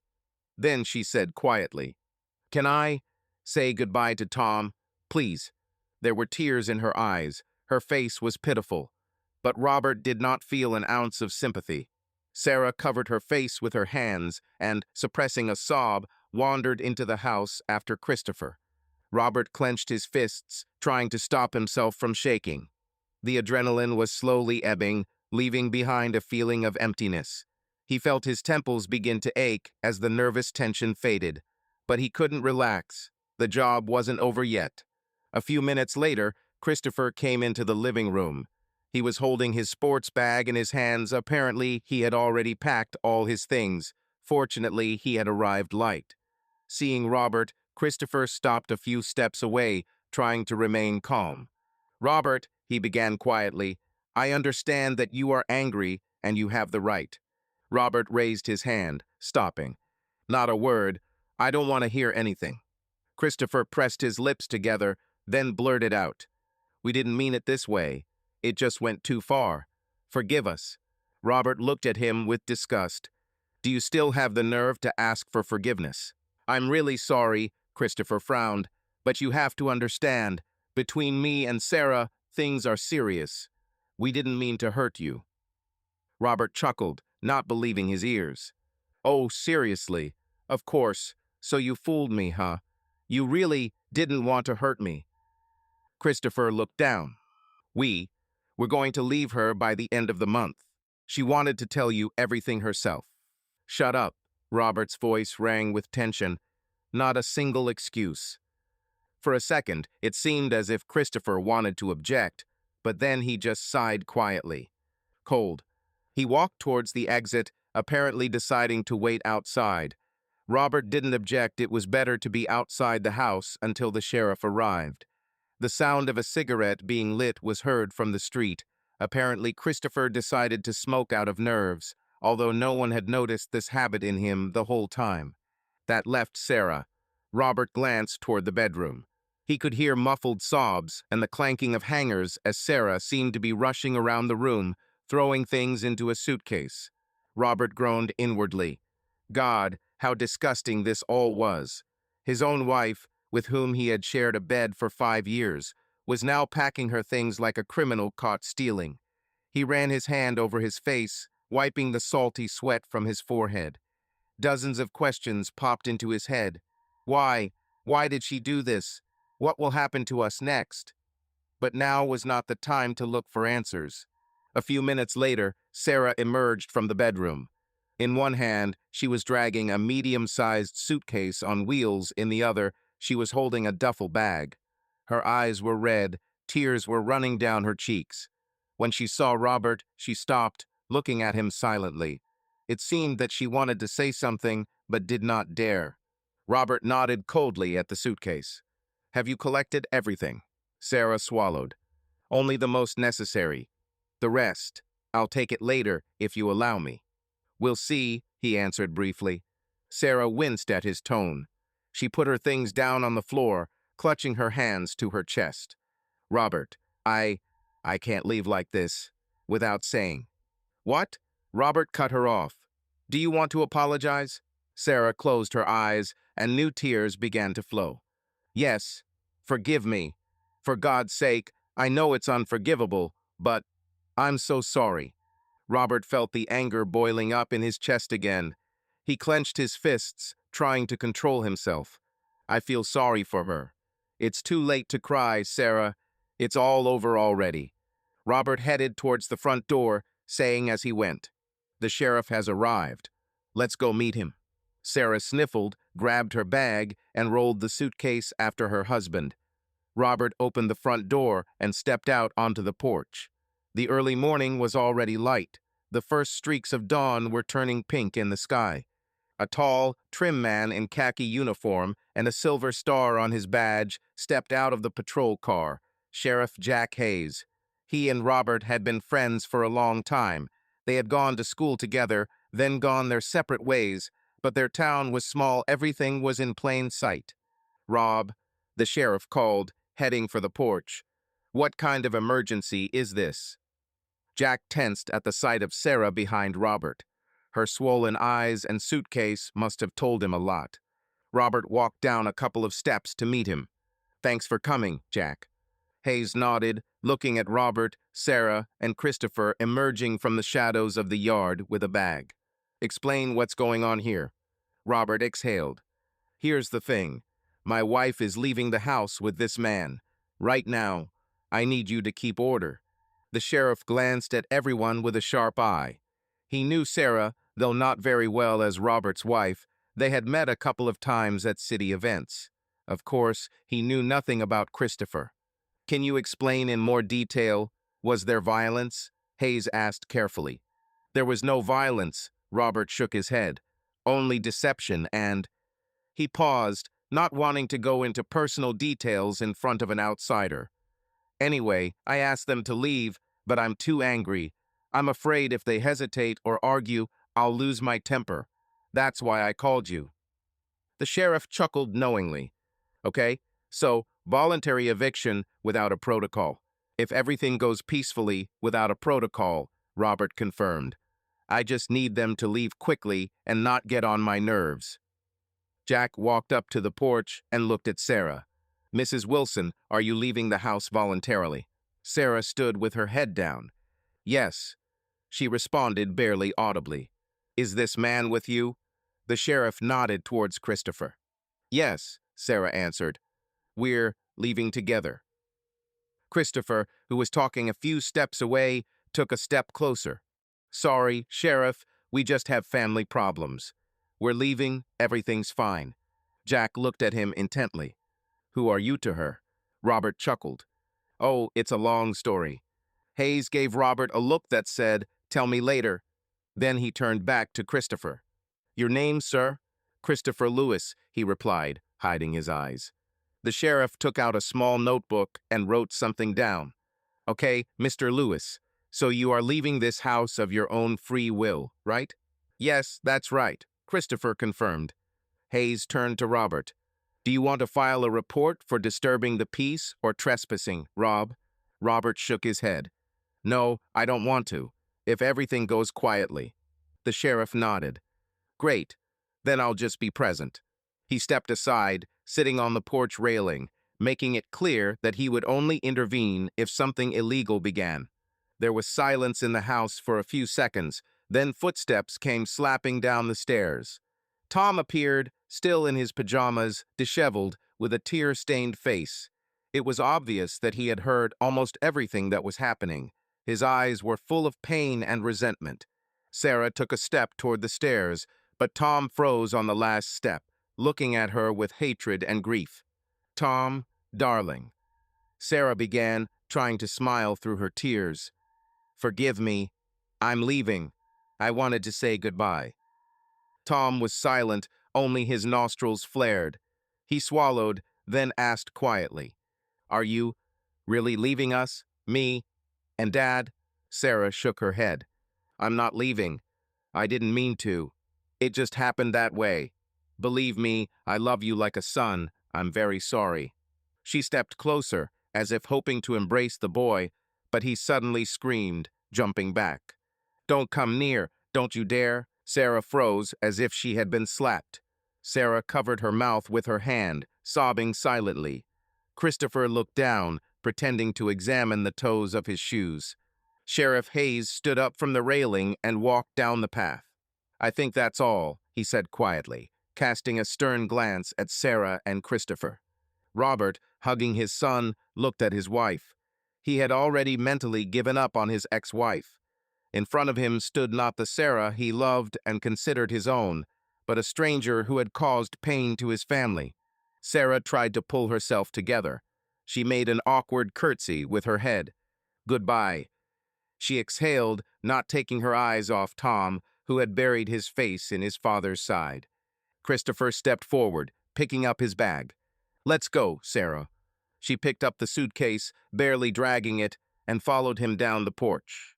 Jack Hayes led them to his car. "I'll give you a ride to a motel on the highway," he said dryly. "Then you can decide where to go next." Christopher quietly thanked. "Thank you, Sheriff." Before getting into the patrol car, Sarah turned around one more time. Robert and Tom were standing on the porch.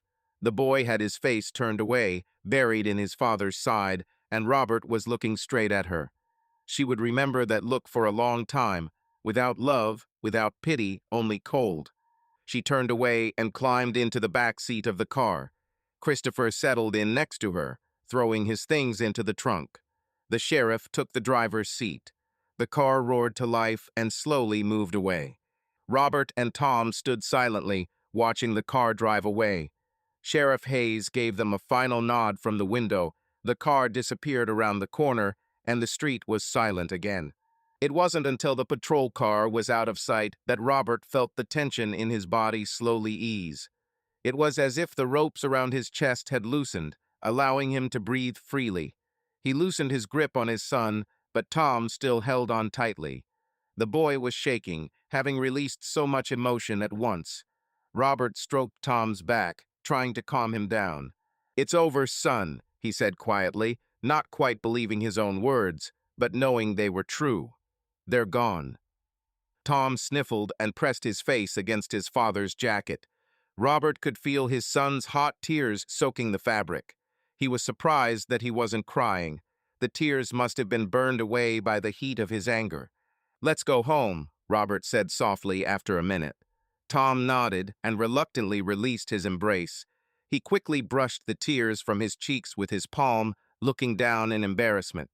They walked up the steps in silence and into the house. Robert closed the door behind him and turned the lock. The familiar click suddenly seemed incredibly meaningful to him. Now his house belonged only to him and his son. No strangers, especially those who did not belong there. Deception had left these walls. They walked into the living room and sat down on the sofa. "Dad, why is she like this? Did we treat her badly?" There was a childish hurt and misunderstanding in his son's voice.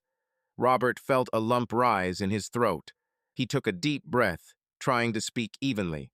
"No, Tom, it's not our fault. It's her choice, her mistake. It's not our fault." Tom shook his head, his eyes filling with tears again. "I thought she loved us. I called her Mom." Robert stroked his son's head, feeling his heart clench. What to say to a child who had been betrayed by the woman closest to him? "She probably loved in her own way," he said quietly. "But she did something bad, and now she'll pay for it." "She won't come back again?" Tom asked, looking at his father with concern. Robert hesitated. The thought flashed through his mind. After all, Sarah is not just anyone, but his legal wife. A divorce, separation is coming, but not now. "I don't think she will," he answered firmly, "and frankly, we'll be better off without her." Tom looked down, picking at the sofa cushion with his finger. "I probably guessed. They were acting strange." Robert frowned. "Did you see something?" Tom nodded uncertainly. "Yesterday. I came home and they were kissing in the kitchen. I accidentally saw it from the hallway. I didn't know what to do. I thought maybe I imagined it." Robert closed his eyes, trying to contain the wave of anger that was rolling in. So they weren't even afraid to show theirs in front of the boy. He squeezed Tommen's hand. "I'm sorry, son. You had to see it." Tom wiped his nose with his palm. "I wanted to tell you, but I was afraid." "You sensed everything correctly." Robert smiled bitterly. "They deceived us both." Tom sobbed again. "What will happen now?" Robert put his arm around his son's shoulders. "Now, we'll live together like before. We'll manage, right? We have each other." Tom pressed himself against his father's side. "Listen." They sat in silence for a few minutes. Robert felt a warm gratitude to fate for having Tom. For his sake, it was worth holding on, not falling apart. "You probably have to go to school tomorrow," Robert said quietly, stroking his son's back. "I don't want to go to school," Tom whispered. "Can I stay home for just one day?" "Of course," Robert immediately agreed. "We'll both take a day off." He knew they both needed a break. Let the world wait a day or two while they licked their wounds. Tom raised his head. "Aren't you going to work?" "No," Robert said decisively. "I definitely won't go today or tomorrow. I'll call the boss and tell him about family circumstances. He suddenly remembered Mr. Davis and the tractor, what nonsense it was now compared to what had happened.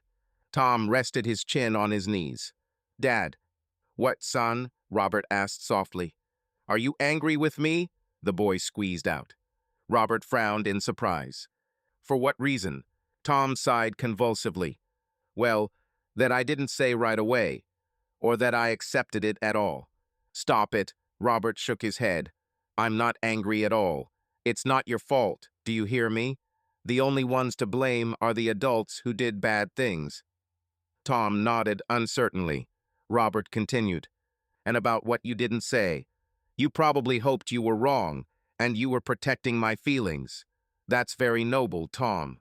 But from now on, promise that if you see something wrong, you'll always be frank with me. We're a team, right? Tom smiled slightly for the first time that morning. Is it true? Robert ruffled his hair. That's what we agreed on. He stood up. Let's get changed. It's a cold morning. And maybe we can go have breakfast somewhere. Or I'll think of something at home. He suddenly realized that he was hungry. So many events, and yet there hadn't been a crumb in his stomach since the evening. Tom wiped away the remaining tears with his fist. Let's go to a cafe where they serve pancakes. Remember how we used to go when my mom visited me? Robert nodded. Sure. Great idea. Lambert's, huh? Yeah, there's also maple syrup in there. Tom was clearly encouraged by this thought, his face taking on a more lively look. Then we'll do that, Robert nodded, getting up. Just let's wash up and get dressed. They probably won't let us in our pajamas. Tom wiped his eyes finally and stood up after him. I'll go change. Robert watched his son walk down the hall to the bathroom. When the boy disappeared through the door, he sank back onto the couch and covered his face with his hands. Robert straightened up, took a deep breath, and said under his breath, We can handle it. He turned and headed to his bedroom to get ready for breakfast with Tom. Late in the morning, after a hearty breakfast at Lambert's, Robert and Tom returned home. Pancakes with maple syrup had lifted their spirits a little, and Tom even smiled a couple of times at his father's jokes. Robert was glad to see that his son was slowly recovering from the shock. At home, Robert found several missed calls on his phone. One of the numbers belonged to Grandma Margaret. He remembered their brief conversation at dawn and realized that the old lady must be very worried. That was right. He had cut the call so abruptly. Tom, go upstairs for now, okay? He asked his son. I'll call Granny Margaret back. She's worried. Tom nodded. Okay, I'm in. When the boy disappeared upstairs, Robert sank into a living room chair and dialed a familiar number. Long beeps, apparently the connection on the farm left much to be desired. Finally, the phone was picked up. Robert, is that you? Margaret's worried voice was heard. Yes, Grandma, it's me, Robert answered softly. I'm sorry it happened this morning. I had to act quickly, so I quickly passed out. What happened? The old woman demanded. Did you and Sarah have a fight? Who is this man? Robert closed his eyes. I'll have to tell you briefly. This man was posing as her brother, but in reality, he swallowed. He was her lover. There was a gasp at the other end. Lord, forgive me. Sarah cheated on you. Yes, Robert hoarsely confirmed. I found out when you told me that you don't have such a relative. Thank you. Otherwise, I don't know how long this circus would have gone on. Oh my God. Margaret sounded stunned. My granddaughter. How can this be? What now? Robert smiled bitterly. Now she's gone. I kicked them both out. You did the right thing, Grandma said immediately, her voice becoming firm. Such things cannot be forgiven. Robert felt relieved by her approval. At least someone had told him straight out that he hadn't gone too far. I think so too, he sighed. Tom and I will be better off without her. Tom? Poor boy, Margaret said sadly. Does he know everything? He knows, Robert answered quietly. He understood a lot of things even before I did. It's hard for him now. I can imagine, Margaret paused and suddenly added decisively, Robert, gather Tom and come to my farm for a couple of days. Robert was surprised. Are you sure? No embarrassment, the grandmother snapped. Firstly, I've missed you visiting for a long time, and secondly, it's good for the boy to change the environment, to calm down. And for you too, son. Fresh air, pies, all this will distract him. The warmth and concern in her voice touched Robert. He was not related to her by blood, but Margaret had treated him like family from the start. Thank you, he said sincerely. Maybe that really is a good idea. I'll bake some apple pies right away, the old woman continued animatedly. Come for dinner. I'll get the rooms ready. Robert smiled involuntarily. You spoil us, Granny. Stop it, she snorted. I don't mind the action. It's boring all alone, just chickens and a cat. Okay, Robert agreed. Then we'll be there in the evening. I'm waiting, my dear, Margaret answered softly. And, Robert? Yes. Hang in there, honey. You did the right thing. Sarah is to blame. And you and Tom will get better, you'll see. Robert felt a pang of gratitude. Thank you. We really need such words now. They said goodbye, and Robert turned off the phone. His chest felt a little lighter from this conversation. It was as if his grandmother's support gave him the right not to doubt his actions. He went upstairs to his son and looked into Tom's room. He was sitting at the table, leafing through a comic book, but it was clear that his thoughts were far away. Tom, Robert leaned against the door frame. I talked to Grandma Margaret. The boy became wary. And what? She's inviting us to her place for a couple of days, Robert said. She wants to feed us her pies and cheer us up. What do you think of that? Tom hesitated for a moment, then shrugged. Let's go. I like to go to Grandma's. It's fun there. And there are lots of animals. Robert nodded. Great. Then pack your backpack. Let's take a change of clothes, toothbrushes, and go. Tom's eyes even sparkled with interest.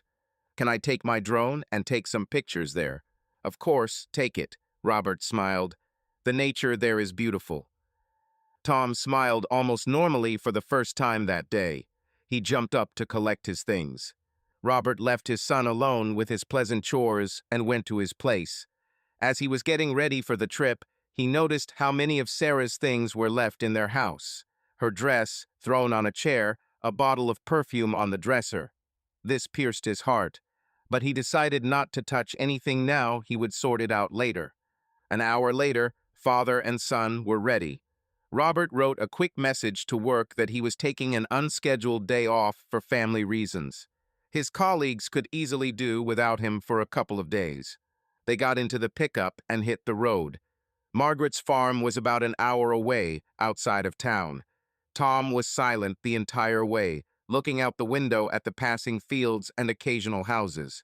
Robert didn't join in the conversation either. They both needed time to process what had happened. By evening, they had pulled up to a familiar house with white siding, surrounded by an old apple orchard. Nearby was a slanted red barn and a paddock with a couple of cows peacefully munching grass in the evening pasture. A short, thin figure was already standing on the porch. Margaret was greeting the guests. Tom jumped out of the cabin as soon as the car stopped. Grandmother, Margaret came down to meet him and embraced the boy tenderly. Hello, my dear. How you've grown. She pulled back a little, looking into his face. Don't be sad. Everything will be fine. Do you hear? Tom nodded, hiding his embarrassment. Margaret gently stroked his cheek and turned to Robert, who was getting out of the car. Hi, Rob. Robert smiled tiredly. Hello, Margaret. She hugged him too, unexpectedly tightly, like a mother. He smelled the familiar scent of homemade cakes and chamomile soap that always came from his grandmother. Margaret was a frail old woman with fine features, furrowed with wrinkles and sharp gray eyes that now looked at Robert with concern and warmth. She patted him on the back and pulled away. How are you, son? Robert's nose stung. He answered briefly. I'm holding on. That's right. She patted him on the back. And you did the right thing by coming. Let's go into the house. Dinner is ready. The pies are baked. Tom even smacked his lips in anticipation. Margaret noticing this, laughed. "Oh, the guy is hungry. Come on, let's go quickly." The three of them entered the warm house, which smelled of cinnamon and apples. The evening at Margaret's farm was warm and quiet.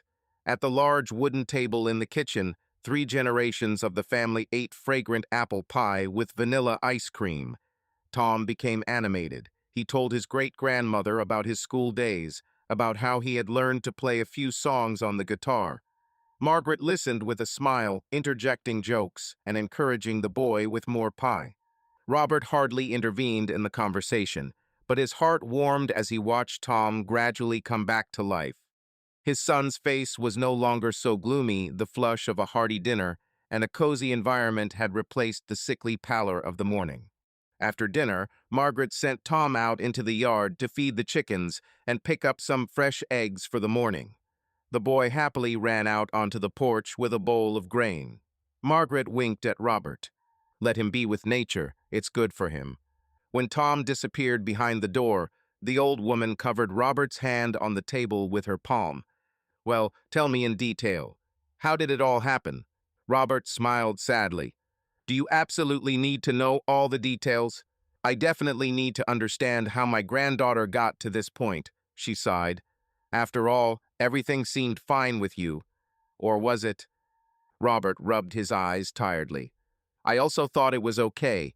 Maybe it wasn't perfect who is perfect, but we lived peacefully. I guess I was blind. I didn't see that something was gnawing at her." "Don't blame yourself," Margaret said sternly. "She's a grown woman. She could have told you everything honestly if she had fallen out of love." The word "fell out of love" stung painfully, but Robert nodded. Yes, she could. She chose to lie. He briefly recounted to his grandmother the events of the last few days. Margaret listened silently, only shaking her head. When Robert fell silent, the old woman said quietly, "Well, I'm ashamed of Sarah. I never would have thought." "Me too," Robert smiled bitterly. "Now there's only divorce." Margaret squeezed his hand tighter. "If you need help, ask me. I may be old, but I know a good lawyer, if anything." "Thank you," Robert responded warmly. "It's too early to talk about that, but I'll accept help when needed." They fell silent, hearing Tom clucking to the chickens outside the window, throwing them some food. Margaret looked at her great-grandson affectionately. "The main thing is that you have Tom. He's a nice boy." "Yes," Robert nodded with relief. "I'll hold on for him." "And for myself, too," added Grandma. "You're still young, Robert. Everything will work out, believe me." Robert wasn't sure about the new happiness, the wound was too fresh. But he appreciated the support. "Thank you for everything." Margaret smiled. "My pleasure." She stood up. "I'll go check if our farmer has been pecked," she joked, referring to Tom. Robert also stood up. "I'll be with you, getting some fresh air." They went out into the yard. The setting sun gilded the fields and the old apple orchard. Tom ran along the chicken coop, and Margaret's cheerful spotted cat, Spot, trotted along behind him. The boy laughed when the cat tried to catch a ribbon that Tom dragged along the grass. Robert looked at his son and caught himself thinking that he almost didn't resemble the morning crybaby anymore. "Children are forgiving, thank God," Margaret said quietly. "Let him run. Tomorrow I'll help him make homemade soap. He kept asking me to teach him. Let's keep him busy, distract him." Robert nodded gratefully, not taking his eyes off his son. "You are a real guardian angel, Grandma." The old lady burst out laughing. "Let's not be pathetic. Let's go and have some herbal tea, something healthy. Let Tom walk around a bit more." They spent the night at the farm. Tom fell asleep early, emotionally exhausted from the day, and he had, as he admitted in the morning, good dreams as if he was flying over the fields on his drone. Robert lay awake for a long time, listening to the chirping of crickets outside the window. Scenes from the past day appeared before his mind's eye. Sarah and Christopher hugging in the garden, Tom's tears, the sheriff's car driving away. But along with the bitterness, he felt relief. It was all over. In the morning, father and son felt much better. Margaret, as promised, kept Tom busy.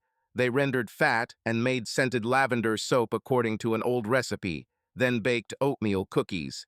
Robert joined in, and for the first time in a long time, a semblance of peace settled in the soul. The family, albeit truncated, was close. Life went on. At noon, Margaret fed the guests with fresh soup and baked a whole basket of provisions for the journey. It was time to return home. Weekdays were waiting. Tom whined that he did not want to leave, but Robert promised to bring him back for another weekend, and the boy cheered up. After saying goodbye to their great-grandmother and loading the pickup with goodies, Robert and Tom headed back to their city. Both felt much lighter in their souls than they had felt that terrible day yesterday. Along the way, Tom chatted almost non-stop, sharing plans to show his classmates the bar of soap they had made and to treat his friends to Grandma's cookies.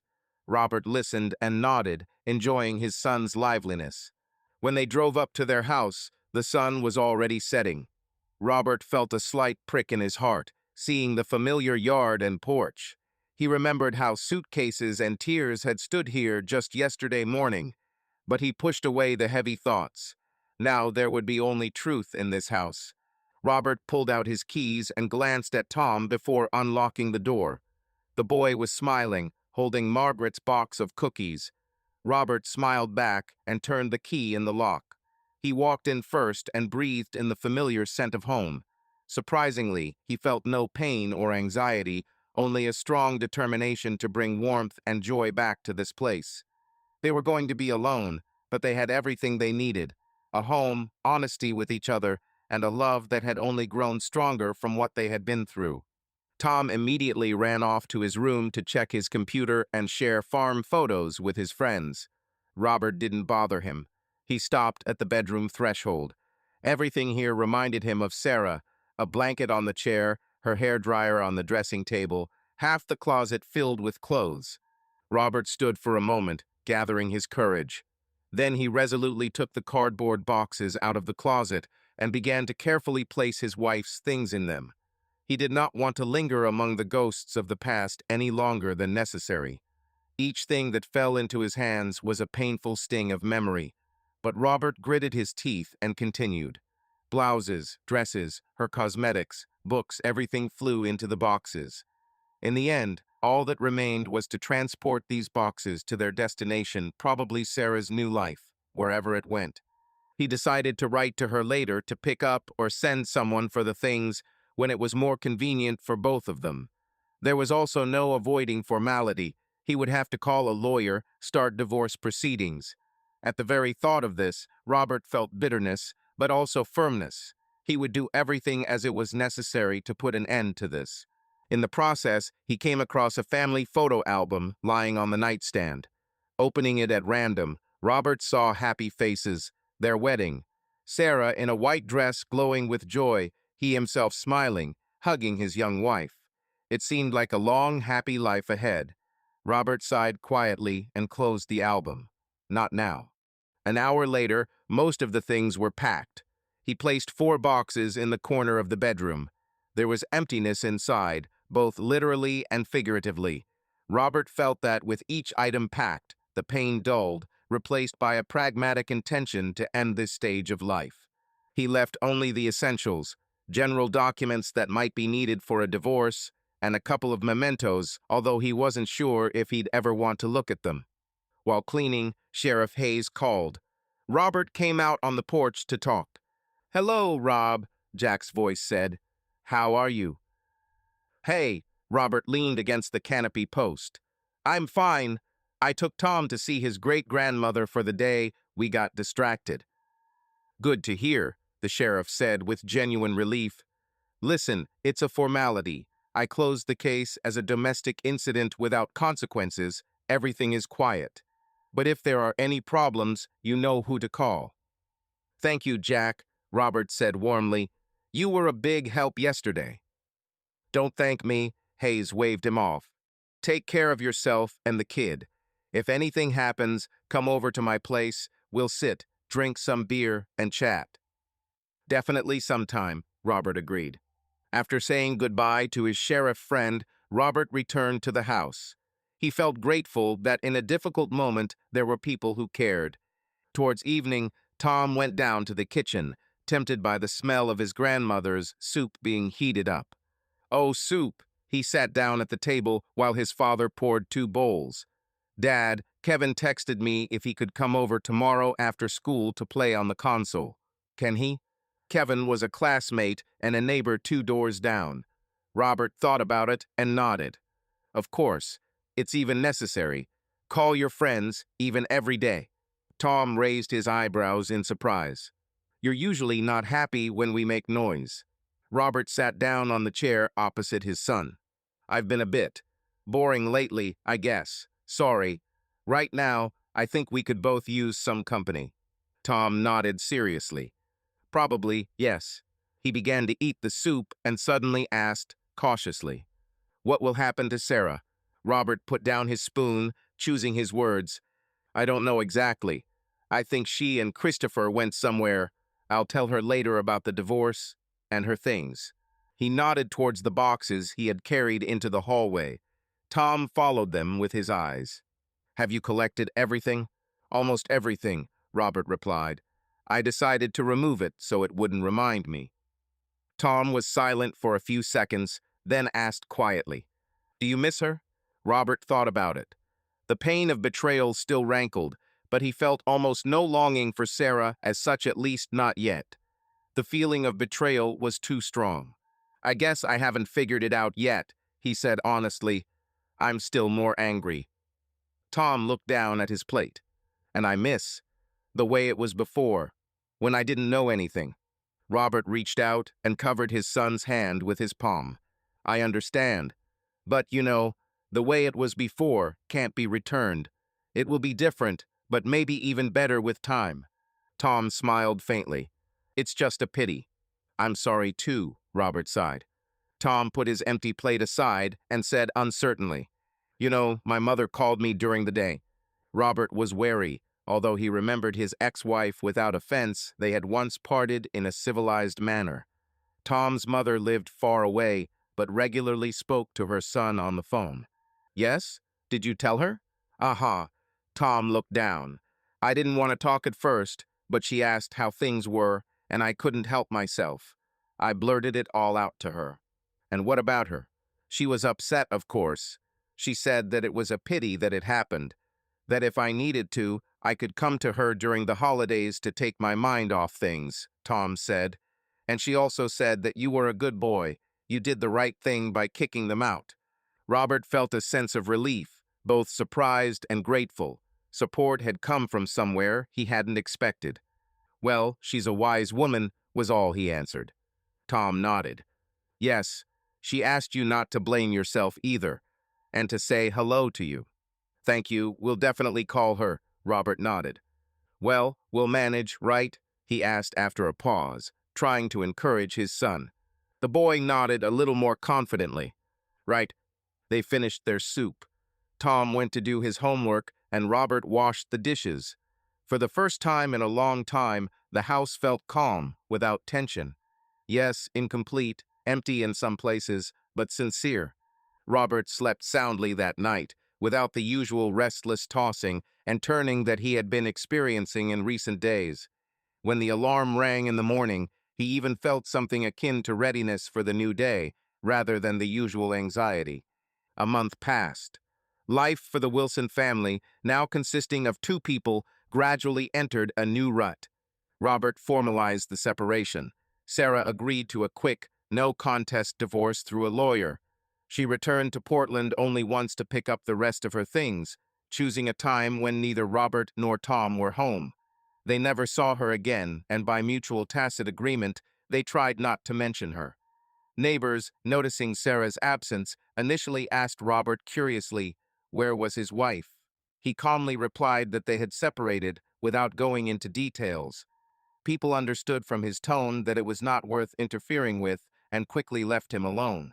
The usual life of the quiet suburban house continued without unnecessary gossip. On Monday morning, Robert woke up, as always, to the trill of the alarm clock.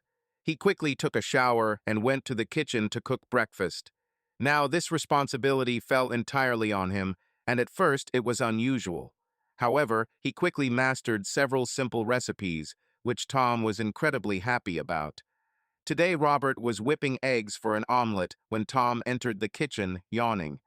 "Good morning," the son muttered, sitting down at the table. "Good day," Robert responded. "Would an omelet with cheese do?" "Yeah," Tom nodded, rubbing his eyes. Robert poured the egg mixture into the frying pan. While the omelet was browning, he glanced at his son. He was scrolling through his phone, but overall he looked calm and content. The dark circles under his eyes were gone, his appetite had returned. The past weeks had done their job. The wound had not exactly healed, but it had scarred. Tom was interested in the school theater club, and on weekends he often hung out with friends. Robert did not interfere, understanding that it was important for his son to feel like an ordinary teenager. Robert himself also found an outlet. After work, he began to visit the shooting range, resuming an old hobby, clay pigeon shooting. This helped relieve stress and accumulated tension. In addition, he began to gradually repair an old motorcycle in the garage, a project abandoned for years. Now there was both time and desire to finish the job. Colleagues at the auto repair shop, having learned about his divorce, sympathized, but did not pester him with questions. Work was going well. Robert was completely immersed in repairing engines and gearboxes. The usual work calmed him down and restored his self-confidence. "It smells delicious," Tom remarked as Robert transferred the omelet to 2 plates and sat down at the table. "Come on, get going," Robert smiled. They devoured the omelet, washing it down with orange juice. As a joke, Robert turned on some quiet music on his phone, the same Nirvana song that Christopher had once been a fan of, as it turned out during family dinner. Tom raised his eyebrows in surprise. "Have you been listening to Nirvana this morning?" Robert shrugged, grinning. "I'm just in the mood. Do you mind?" "It's okay," the son chuckled. "It's even funny." Robert laughed a little too. Music that would have evoked painful associations only a short time ago now seemed like good old rock. The memories of the fake cousin and Sarah seemed to fade, no longer hurting. They had become something of a lesson for Robert, a bitter but useful one. "Dad," Tom interrupted his thoughts, "let's go fishing next weekend. You promised a long time ago." The boy's eyes looked hopeful. Robert felt a warm pang of joy. Tom was making plans again and wanted to spend time with him. "Okay, sure," Robert nodded. "We'll go to the lake on Saturday morning." "Hooray!" Tom even jumped up on his chair, like in childhood.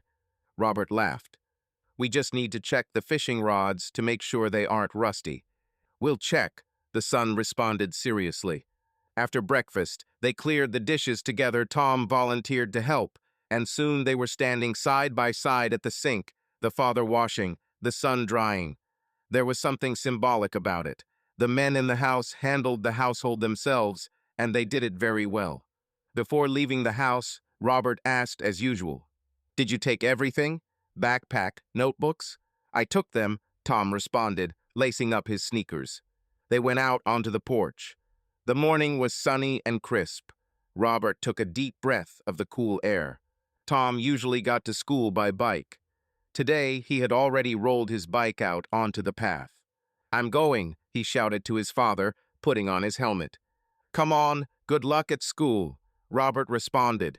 "Straight home after school, don't forget, you have a guitar today." "I remember." Tom waved his hand and rolled down the street. Robert watched him until his son's figure disappeared around the corner. Then he got into his truck and drove to work. The new chapter of his life had finally found a steady rhythm.